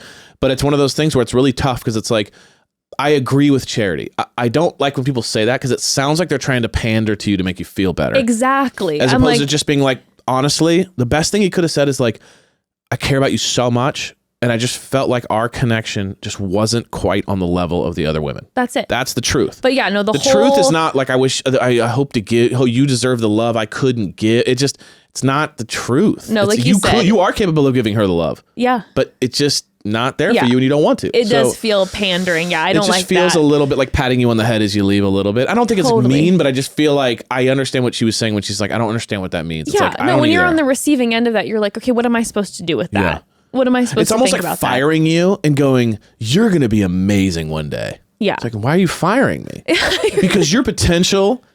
You're gonna make. You're such a hard worker. It's like you're absolutely incredible, but we're gonna have to let you go. Yeah. You're just like, wait, it's just not a good fit here. It's like, what do you mean I'm not a good fit? Yeah, but you think I'm an incredible at my job? Like, this is wild. Exactly. No, there was that moment. It was the same thing too when he was like, maybe I'm making the wrong decision, and she stops him. She goes, don't say that. Don't go there. That's not fair to the person you're breaking up with. Like, maybe it's the wrong. You're leaving that lingering thought in their mind. That's a classic. No. That's a classic. Like, this is heavy, and you're trying to kind of lighten the load a little bit. Yes, absolutely.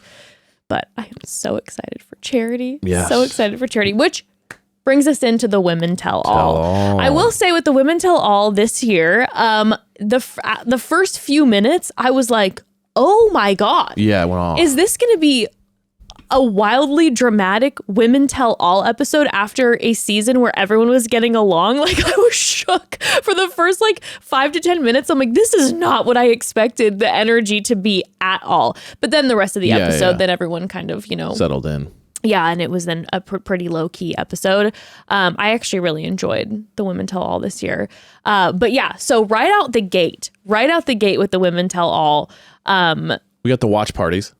The watch parties were killing me. When first of all, Zach and Jesse are in a party bus. They show up to the watch parties By in themselves. a party bus by themselves. So weird. Couldn't just be in the back of a nice car together? I mean, Or like, a what do you, limo. It's The Bachelor. why do Is you it need the to be in a classic party limo? bus by yourself?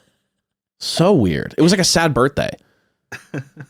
You know what I mean? It was like, come to my birthday. We got a party bus. We're going club to club. And it's like, and then it's just this one guy in there, and they're like, You know what I'm starting to feel like, and now I'm just in my head about it, is I feel like Zach wants to be Sean's best friend, and Sean hates Zach, and Jesse wants to be Zach's best friend, and Zach likes Jesse, but he really wants to be Sean's best friend. Yeah. And it's kind of this sad triangle where it's like Jesse really, he's there for Zach. He's always Yeah. like, man, I got you. We got each other. I rented us this party bus. We're going to have a great time. Just the boys driving around this party bus going to watch parties. And Zach's a little more low energy. And he's like, what's Sean doing?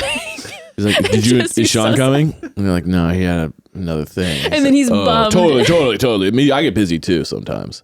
I get really busy, and And then like, Jesse there's so many feels birthdays I get sad. invited to, and I can't be at. So it's like, I totally get it. Actually, it's better. It's better that he's not here, because I wouldn't want him to feel any sort of pressure. And then Jesse feels so sad because he's like, am I not good enough for you? Yeah, he's like, it's like a surprise party, and then the person that created the surprise party didn't invite anyone else though, except just them. And they're like, oh, is anyone else coming? No, just me and you. Quality time. And you're like, cool. They show up to the Delta Gamma house.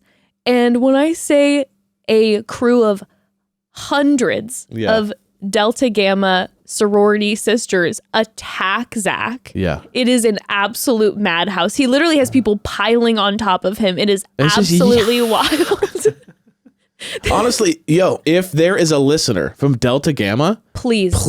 like send us one of the voicemails or a email or a DM or something, because I'd love to hear like how that whole thing went down. Yeah, I'd love or to if hear. you're real, or if you're not all hired actresses, you know what I mean? Like, or this is a crew Yeah, because thing. I can't lie to you. There were a lot of people that were so excited to see Zach. I was a little bit like, I don't feel like this is the energy that we've been getting from this season. And everyone was so excited to see Zach. Clues from Game of Roses. A Game of Roses posted that he's like, wait, that looked familiar to me. Went back, I don't know whose season, Delta Gamma, with the last time they did a watch party invasion thing, same sorority. Whoa. Yes. So I don't know if it's a plant. Like, does Delta Gamma also doesn't sound real? It's like Delta Gamma. It sounds like if you made up one, you know what I mean? You're like, it's like Delta Gamma. Like, that's the first thing I would think of. Delta Gamma. Maybe Delta Gamma has some sort of stocks in ABC. Yeah. Like the dad owns ABC. And so like he's like, but clearly if it is real, it's like a lineage. Like they do huge watch. It's like, maybe you got it in order to get into the sorority. You You got have to be to a be big a Bachelor fan. fan. Yeah. You got to do like a full Bachelor trivia beforehand. Yep.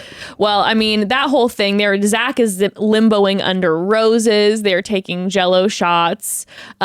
Jesse is truly living his Yeah. his I wish they would have best put us life. on the circuit. Me and you just in our sweats, like eating food. Like, oh, what's up, dude? And he's like, what's up? And we're just like, oh shoot, I'm playing Zelda, my kind of God. half watching, and Yeah, we're I'm just like, I'm taking oh, notes. I'm like, oh my God. What's up, Here dude? we are. Like, do you mind? Okay. I'm like, you guys, I'm watching this live and I have to take notes for the episode. So like, this is kind Can of we- a problem because can I we have do to a rain pause check it. on this? Can you guys come back? Like not when the show's actually airing. That would be fantastic. But I liked that. I love when they show the Yeah, viewing I like parties. it It's too. absolute hectic chaos and I live for it. And then we dive into when we say hello to the women, which by the way, there were many women who were not there. Balin, Davia, Brianna wasn't there. Oh, yeah. I mean, there were, I feel like first-nighters that weren't there, Yeah, too. there were some first nighters, but there were a few individuals who had been on the show for a while who weren't Yeah. there. I always am curious about why certain individuals aren't Yeah. there. Like Obviously, Davia and Balin were kind of shocking to me just because they were on, like, Bailey was on that first night, and then Davia was around for a while. So I just figured that, like, not a while, but like at least, 3 or 4 episodes. we had Balin who was there for quite some time. Yeah. We had Brianna who won America's First Impression Rose, and then she was there right. for a while, and Right. there were a lot of She was in the highlights too. Yes, Yeah. I know. And then Davia had been the there for a twerking while. highlights, yeah. Yes, those were fun. Yeah. So I was interested about what that was about. But then we say hello to the women, and before we dive into all the drama, I have to give a big shout out to JP. I thought Jesse Palmer, Yeah, he was good. you know what? He was really good. I can be, a little bit like, what is he doing? Da, da, Yeah. da. I thought he crushed the women tell I all. agree. I think I he agree. did a great job. I felt like he kept up the energy the entire time. I thought he did a fantastic job. The show also helped him by not doing all those like product placements they always do, which is just like, and this next girl's brought to you by Michelob Ultra, and you're like, what? And then she comes in with like a beer on her head, and they're like, you know what I mean? It was like the last time was just No Virgin Cruise. Yeah, it was just everything was brought to you by something, so it just made it feel really disingenuous. So I felt like the fact that he didn't have to huck a bunch of products, That's true. really helped with like true. his ability to actually like guide the conversation. Which Maybe was good. he just laid down the law. He's like, I'm not doing that anymore. Exactly. You're not letting my true hosting genius shine here. So I felt like he was able to do a better job. Because he was a good host. He was really good. He was okay, really good. so the first conversation that gets brought up is Christina, right? Yeah, the and so Christina thing. Brooklyn and Christina, Brooklyn's explaining, which by the way, Brooklyn's face rewatching everything Yeah, she's just was rolling making the me classic. laugh so hard. Or she was all just like, "Ugh," a lot of eyebrows. said that. No, but she was explaining that she felt like Christina's actions were kind of manipulative, that she was trying to intimidate everyone, and that was Charity's moment. But then Olivia right away was like, hold on, I have a take on Christina. I think that she's bold, and I think she's saying what everyone's thinking. And it's right away, all the women are interrupting her and being like, no, you weren't there. And then Kat turns around and is just like, you weren't even there. You left night one. And Shade. Olivia, the shade off of Kat and the turnaround. And by the way, That was a Cool Girls Club comment for sure. yeah, I was like, and Olivia, sure, she left night one, but she was there when a lot of the Christina drama started because Yeah. it did start night one. It really did, specifically with Christina and Brianna. And Olivia was saying like, okay, this was my perspective. Kat threw the shade, and Olivia had the most incredible comeback It was a great comeback. It was a great comeback. I've ever heard on the Women Tell All stage. She goes, absolutely, Catherine, I did go home night one, and Zach got to learn about your personality, and then he sent you home. So what does that say? It And was I a sick comeback. Mic drop of the century. Oh was my good. God. It's like, yeah, he didn't get the time to know me. Same result, different path kind of vibe. Yeah, that was a great Oh my line. gosh. And that was just, and then Kat was then coming in saying that Christina was sucking the energy out of every room. And, I felt like, obviously we all know my thoughts on how Christina handled everything with Brianna and Charity during the season. And I did not support that. But, Christina then said that it was the first time that she had heard people saying that she makes them uncomfortable, and that she should have just probably stayed quiet a little more, but it made her then want to talk more and have people get to know who she is more, and then she shouldn't have done that. And she thanked the women for letting her know about how she can be that way so that she can be better. Christina played it very low key. Christina was a politician. She perfectly executed politician. a lie. That's like, oh yeah. First of all, I love hearing. It was like she was perfect in her response, but it was just like, oh, I'm grateful for this time. Thank you, ladies. Respect your opinions so much. Actually, can you send me an email once a month on what I can work on? Like, it was just like, it was a little bit like she was just, like, I do not want backlash. We're good. No, she was quiet the whole time when everyone was talking about her. She was sitting there, and Kat was next to her, being like, she sucked the energy out of the room, and Christina's sitting there just like this. I thought Christina did a really good job keeping herself in check, because she could have flown off the handle, and she just was sitting there the whole time, letting Kat go off. And then when I knew she was full of it with it was when she goes, I'm sorry I made people uncomfortable, and it's the first I'm hearing about it. I'm really sorry about that. I didn't mean to do that. Right up until that point, it's like, oh, that's legit. I understand that. But then when she goes, and I appreciate everyone's opinions, it helps me. It's like, oh, okay, Maybe I'm living with rose-colored glasses on, but I was a little bit like, I feel like on the season, when the women would talk to her, that she was receptive. She did actually, even if she wasn't agreeing, That's like she true. did hear. She wasn't then like she didn't pull a Kat where then she was like, how dare you say those things to me? Like that's she was true. listening. And then No, when no, Zach you're pulled right, her you're aside, right. it was like, yeah, they did say that and talk to me, you know. And I didn't even mean it in a full of it like she's full of it way. I mean more in a way of just like no one feels that way. You know what I mean? Like I think it's one of those things where you're like, oh, I can see your opinion, but like not thank you. No, you know? totally. Well, then it merges to Anastasia versus the women. Oh, that was a good one. Now, this is wild because TikTok Victoria came for her. all of a sudden said, listen, Anastasia, because they start talking about her wanting to be there, you know, to grow her social media. And she was like, that is not why I came. TikTok Victoria, who, by the way, has so many followers. Yeah. So, you know, if we're talking about social... Takes one to know one kind of vibe. I was talking about social media hierarchy as far as numbers go. Like, she definitely has way more followers than Anastasia. But also Victoria going, hey, we have a, you know, mutual friend and we probably wanted this similar thing. You know what I mean? Like, I have these TikTok stuff. I'm going for it. Like, you're going for it too, but you're acting like you don't kind of Sure. thing. So Victoria, but again, Victoria's already, been crushing it on social media. She did not need this. Right. Like, with the follower count that Bachelor Nation has been producing lately, like, Victoria has way more followers. Like, this isn't gonna, you know, she already is crushing with the followers. But yeah, then she says they have mutual friends. Yeah. A mutual friend. And Anastasia told people she was only going on the show as a business opportunity. And Victoria says that she has the receipts. Yeah, she's like, we have a mutual friend that like that you've texted this person and said, this is what I'm doing, whatever. Yes. And I'm not going to lie to you. I believe the receipts. I mean, yeah. I believe the receipts. I mean, it's not a shocking proposition that someone who's like a social media person comes on this show to get followers. Like, I think the worst thing that she could say is like, that's absolutely not true. I think at some point you have to just admit like, you know, that's a byproduct of this, but it's not the main, you know what I mean? That kind of thing. You can 100% say, yeah. And again, you know me, I'm like, yeah, get on the show, get your followers. Like, are you kidding me? There's You're no going to go shade through on this that. torture? Like, get those followers through that. But she was saying the specific thing was that she was only going on the show as a business opportunity. The cat and then, out of nowhere is just like, and by the way, she has a boyfriend when she went on the show, and everyone's like, what? And Jesse Palmer's like, you hear like, "Rrr," and Jesse Palmer's like, wait, hold on, a boyfriend?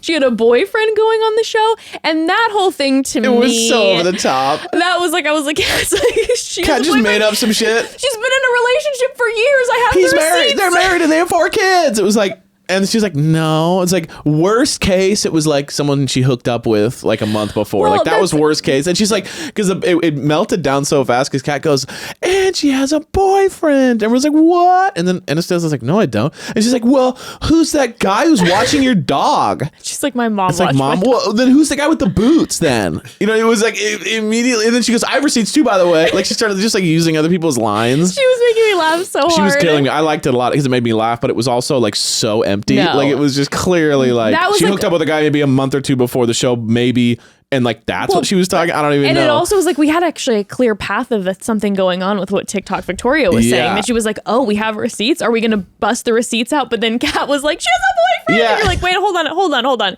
because the vibe that and FYI, she's wanted in all 50 states. Like what? Doing crimes of some sort. I don't know, but I've heard about it, I guess. Because what I'm getting from that is that she probably, because she had made some comment too, she's like, yeah, I saw him the week before the show filmed because we were both in Seattle. Yeah.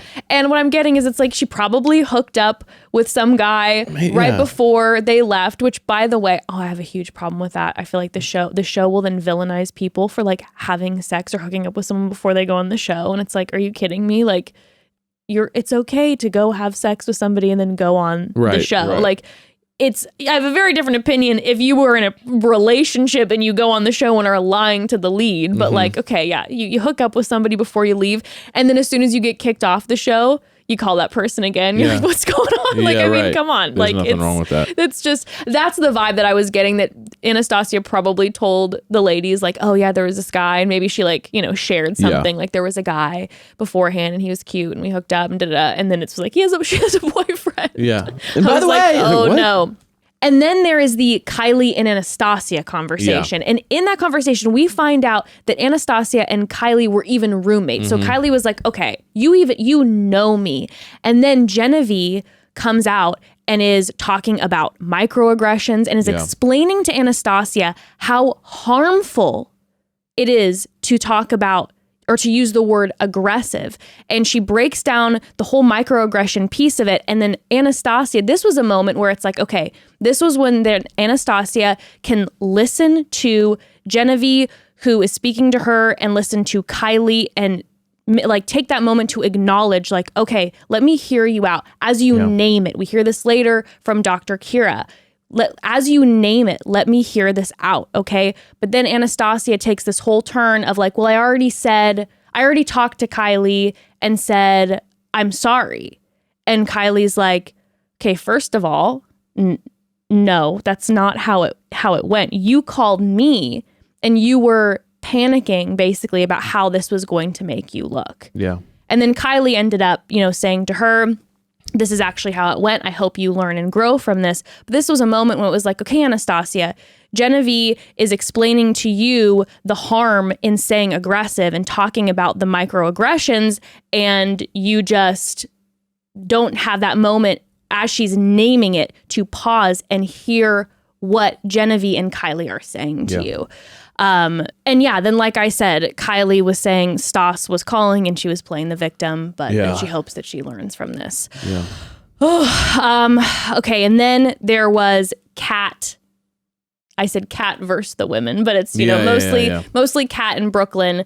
And then they start talking about, obviously, when Kat pulled Zach, and Kat was saying that she was extremely taken aback by Brooklyn's reaction, that she apologized immediately after it all happened. And we see Charity say, well, not immediately. Right. And then when they go to Charity says, yeah, she did eventually apologize and we're good now. But it was the timing of everything.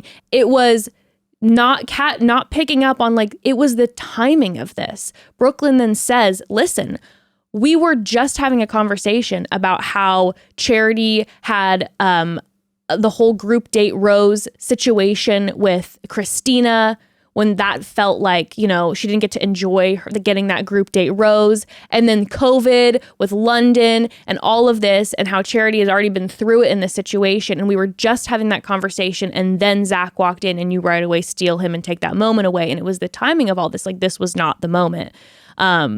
But my goodness, Brooklyn, Kat was just like, it was the words you were saying, and Brooklyn did not back down. Yeah, I just felt like when I look at the whole thing after all this and I rewatch it and them sitting there, everything, I go, there's two things that happened. One is that Kat did that move and it was an insensitive move. Two, I felt like Brooklyn, we all know what we're doing here. We're trying to date this guy. We had no time with him. I'm going to get in my shots when I can. It was insensitive, right? Brooklyn came for her. I support her coming for her all the way, but I did think it was like it's you can argue that it was a lot. But then my favorite was that both Kat and Brooklyn, I love that Brooklyn didn't back down during the show. Like Brooklyn, everyone in the show either generally goes hard or goes like, well, I'm now that I see it, I apologize. Are we friends now? And Brooklyn goes, nope, if the shoe fits, lace that bitch up. And she just kept going harder and harder. So I love that Brooklyn didn't back down. Like, it made for a much more entertaining experience. And I support her 100%. And I also thought it was funny that, like, Kat doubled down on the, like, you attacked my character thing. Because I'm like, I don't understand how you doing one action and then someone calling that action classless means you're a classless individual. Right. And it's like, no, Kat, you're missing it. Like, that was a kind of a shady move to do to your friend. It doesn't mean you're a bad person or you're a classless person. It just means that move was classless. Right. So you can separate you from an action and be like, that action doesn't represent everything I know. And if someone criticizes that action, they're not criticizing my person. It was then how, like, Kat was like, saying I'm a good person. And, there were numerous women backing that up and being like, Kat's so kind and wonderful. Right. And it's like, maybe she is. I think she totally probably is. But that action wasn't cool. Right. It was insensitive. You took away Charity's moment, especially in light of the fact that they were just talking about how Charity hasn't had that moment. Yeah. And then you did that and it wasn't cool. And I feel like with Brooklyn, I absolutely loved her on the show because she brought that energy. But if I'm being critical of, like, actually how to do this and get away scot-free so that her actions kind of shine as, like, the problem. But, like, Brooklyn going off on Christina and going off on Kat kind of put Brooklyn in a category of like, now you have to choose how you feel about Brooklyn. You know what I'm saying? Brooklyn then ended up being like, ooh, some people are like, well, Brooklyn, you got to chill. Like, that's too much. You know what I mean? So it was kind of a funny like situation. I loved it. I did too. Well, and then Jesse Palmer just stayed messy up in here because he cut them off in their conversation and he goes, listen, and clearly they were not resolved. Clearly they weren't vibing with each other. Brooklyn and Kat were not feeling each other. And Jesse Palmer interrupts and says, listen, hopefully we get some resolve. This helped with some resolve. And if we don't get the resolve here today, well, there's always summer on the beach. Yeah. And I'm like, you messy king. King with the Bachelor in Paradise. Yeah. Okay, so then we have a few hot seats with the ladies. First in the hot seat, we have Jess, who is so sweet. Just absolutely lovely. When she was talking about her glitter, JP was like, the glitter was always everywhere, all over Zach. And she's like, I love my glitter. It makes me feel powerful and wonderful. I was like, Jess, you are just... She's just a harmless deer. She's just an absolute treasure of a person. And I love that she was talking about how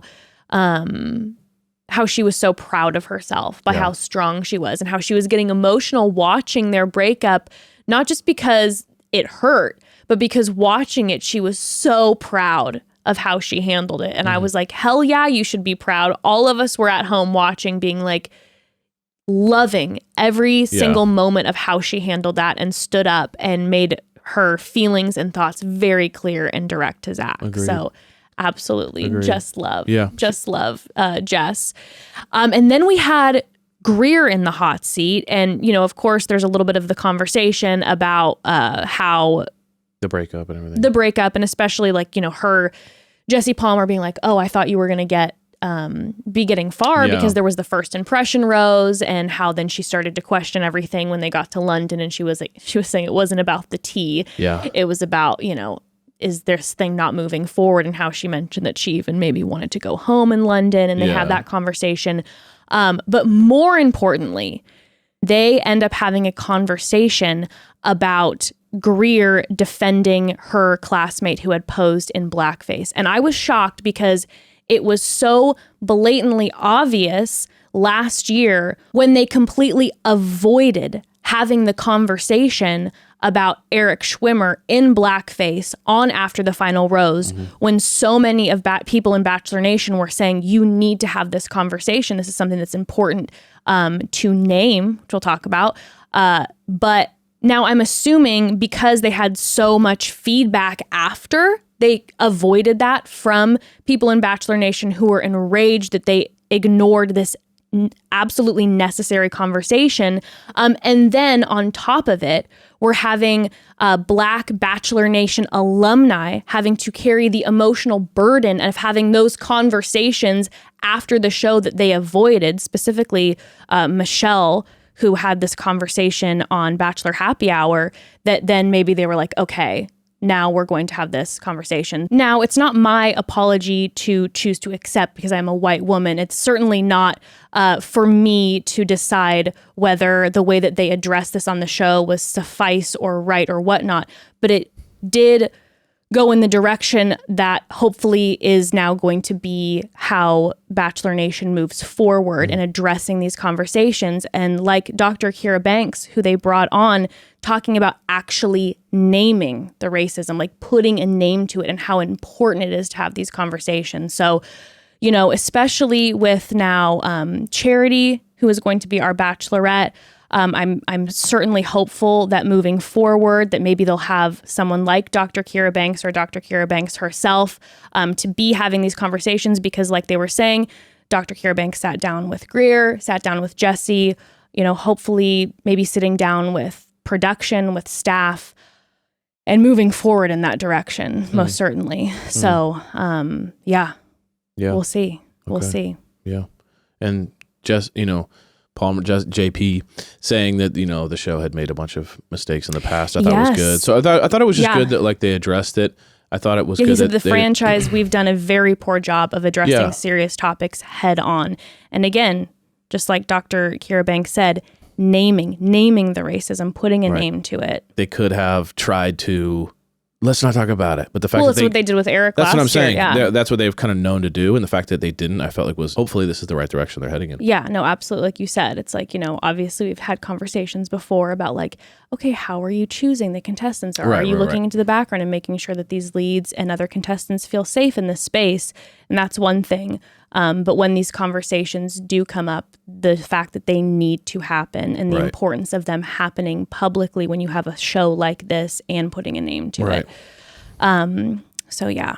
Next we have Catherine in the hot seat.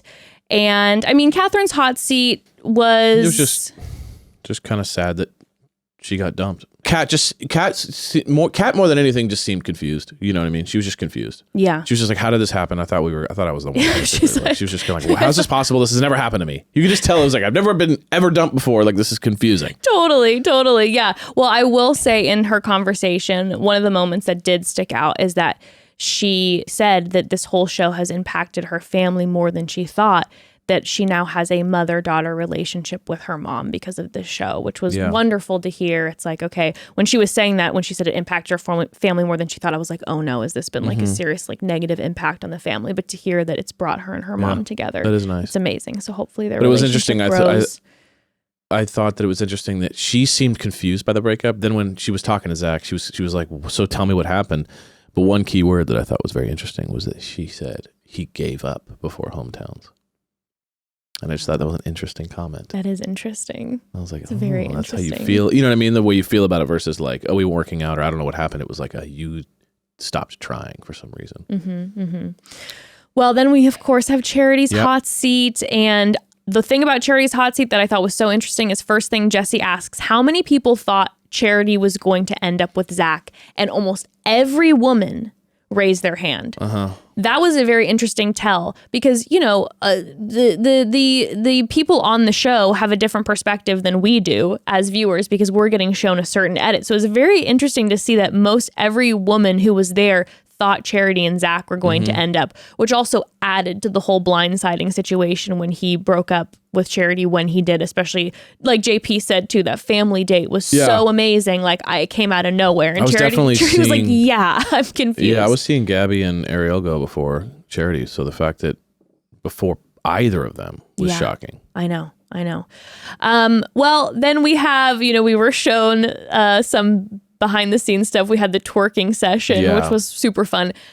Allie, who hadn't kissed in a while, was asking to have Anastasia help her practice. And at first they were sitting there together and I'm like, are we going to have a makeout on screen? I was like, yes. And then she was making out with an orange. But that was really funny. Allie's reaction to all of that was making me laugh so hard. She was like falling over like, oh my God, they're not showing this, are they?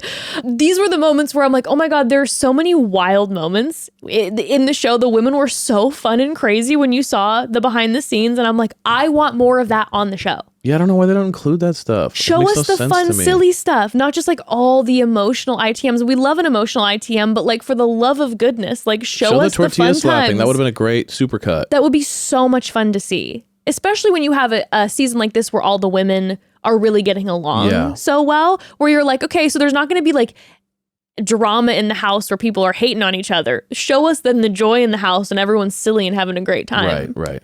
Give us endorphins here. Give us something. Then Zach is here. Zach is here for the hot seat. And he basically, he comes in, he's like, I'm so nervous. Yeah. I'm freaking out. Right. But I mean, his role, I know that they filmed for forever, but what we saw of it was that he didn't have to have too much of an intense interview with the ladies. Like you said, he addresses his connection with Kat. He talks with Charity, with Jess, and it's all a little bit like, I don't know. I was surprised that it didn't work out too. That was kind of it over and over again. You're trying to answer unanswerable questions, which is like, I don't know. I just didn't like him as much.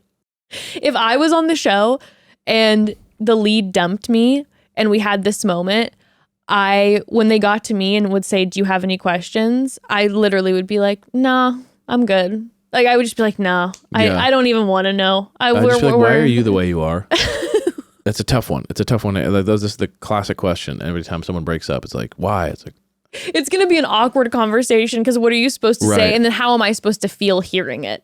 Like, it's going to be awkward. 100%. So yeah, that was casual. But then, of course, they got into the bloopers and we see that Zach is such a sweaty king. I had no idea that this man sweat so much. I could tell. I mean, he was definitely moist for a lot of this season so far. Very moist guy. I feel like typically I notice the moist. I guess with him, I just haven't noticed the moist so much. And he was drenched, tripping, wringing out, just That's towel after towel. Is that a Nick for you? Big sweat?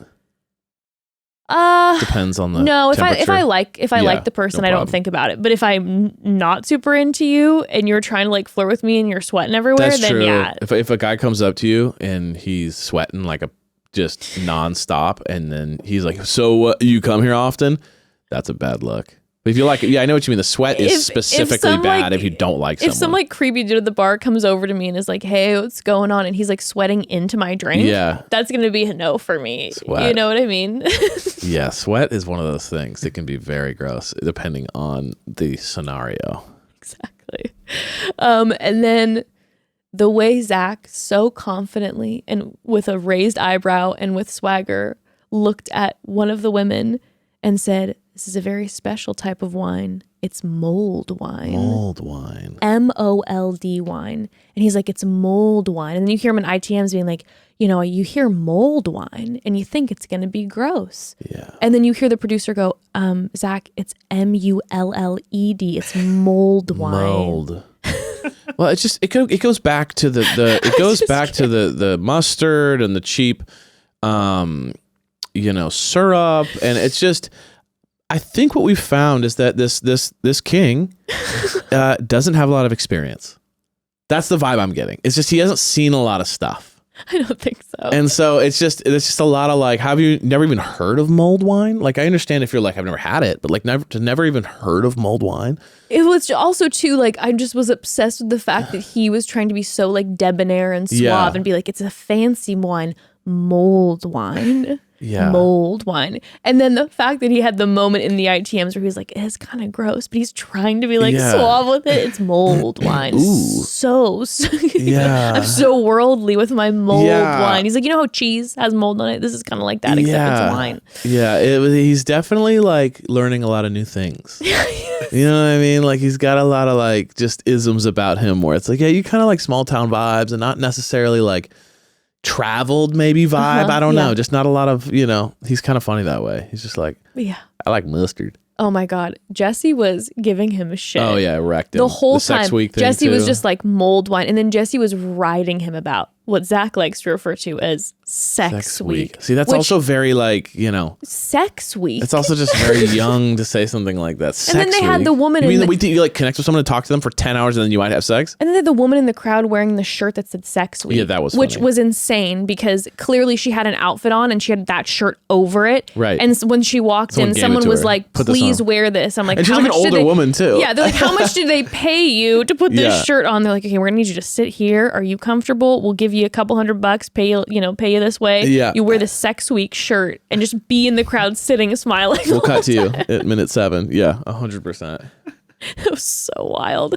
Well, I cannot wait. I cannot wait for next week. Yeah. The preview for the sex week looks like absolute hot fire. I can't wait to recap Fantasy Suites. You guys, it's going to be amazing next week. But of course, I am so excited for our new Bachelorette charity when they had that moment where JP went off stage. It was when he went off stage, he was like, everybody's gone. It was cheesy, but in the best way. No, it was. My whole body. It built the energy. It made me feel so happy. Mm-hmm. And then she thought she was doing the social media. Yeah. And he was doing the vacay, staycay, whatever. And then it's like BIP, This or that, Bachelorette.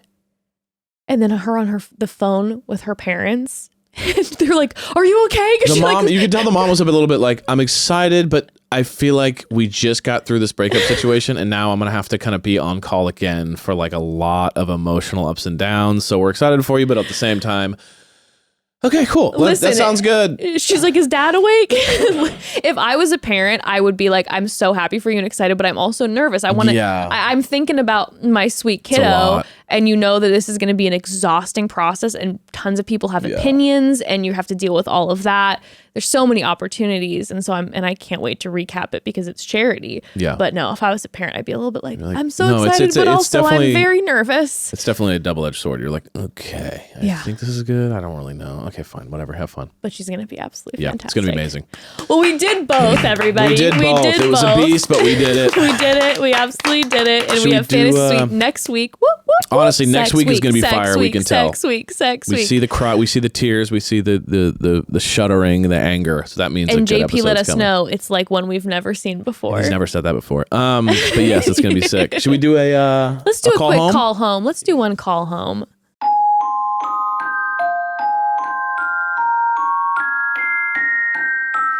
Happy days or sad, you can talk to mom and dad. All you've got to do is pick up the phone.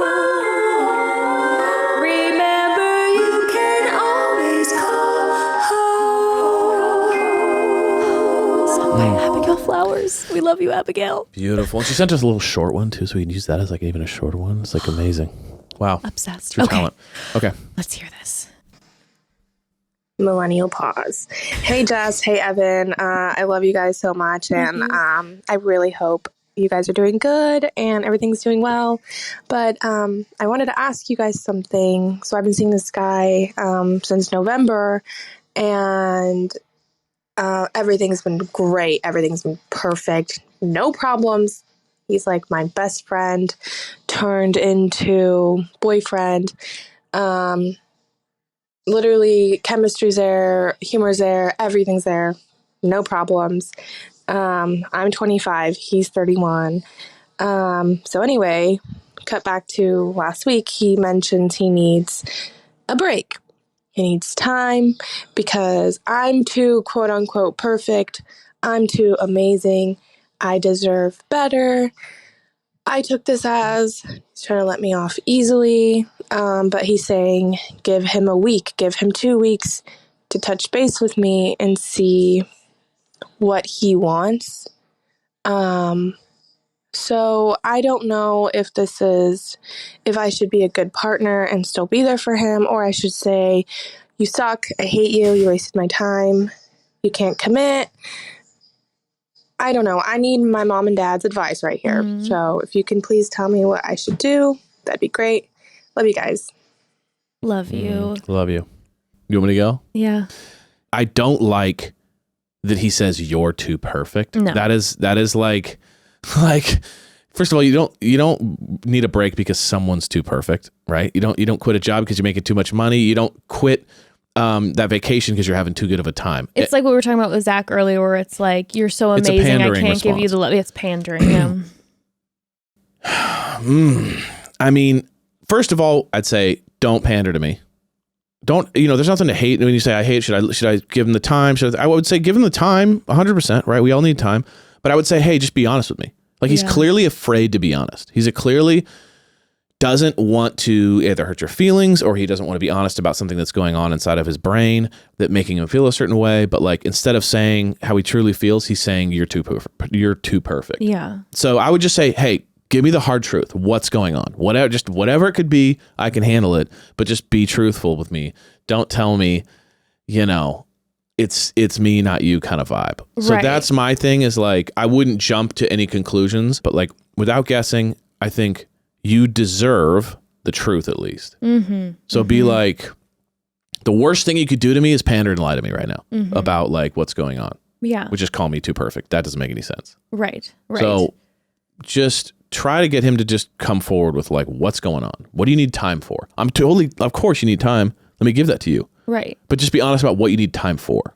Yeah. And my thing is too, it's like, okay, so if he's saying doing the whole too perfect line, again, my intuition immediately goes, he's, there's something else obviously going on, whether it's that he is dealing with his own insecurities and his own inability to commit, if this is maybe going more quickly than he thought it was going to go, or if it's something like, I don't know if we're the right fit. I mean, whatever it is, him, like Evan, like you were saying you're too perfect. That's just not being direct.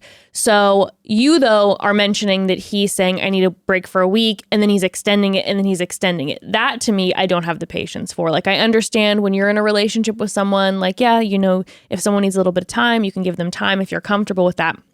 But the extension of it, in my opinion, is not fair to you because you're just waiting on the line, basically. Like, is he going to change his mind? When is he going to be ready to give me whatever specific answer? Or will he be ready and I'm just waiting around? So yeah, Evan, I agree with you. I would have a really direct conversation with him and be like, listen, I clearly really like you a lot. You're saying I'm too perfect for you. That really doesn't make much sense to me. I need you to be completely direct and honest with me with what's going on, because now it's not fair to me, the position you're putting me in, that I'm just being dangled, you're fully dangling me right now off the edge of a cliff being like, okay, one more week and another week. That's completely unfair. So he needs to be honest with you and let you know exactly what's going on so that you then can make a decision about what you're comfortable with and what you want. Yeah. If he gives you a very direct answer and you're comfortable with what his answer is and you're like, okay, you know what, with that answer, you're dealing with your own, insecurities about whatever. All right, I'm willing to wait this much longer as you process.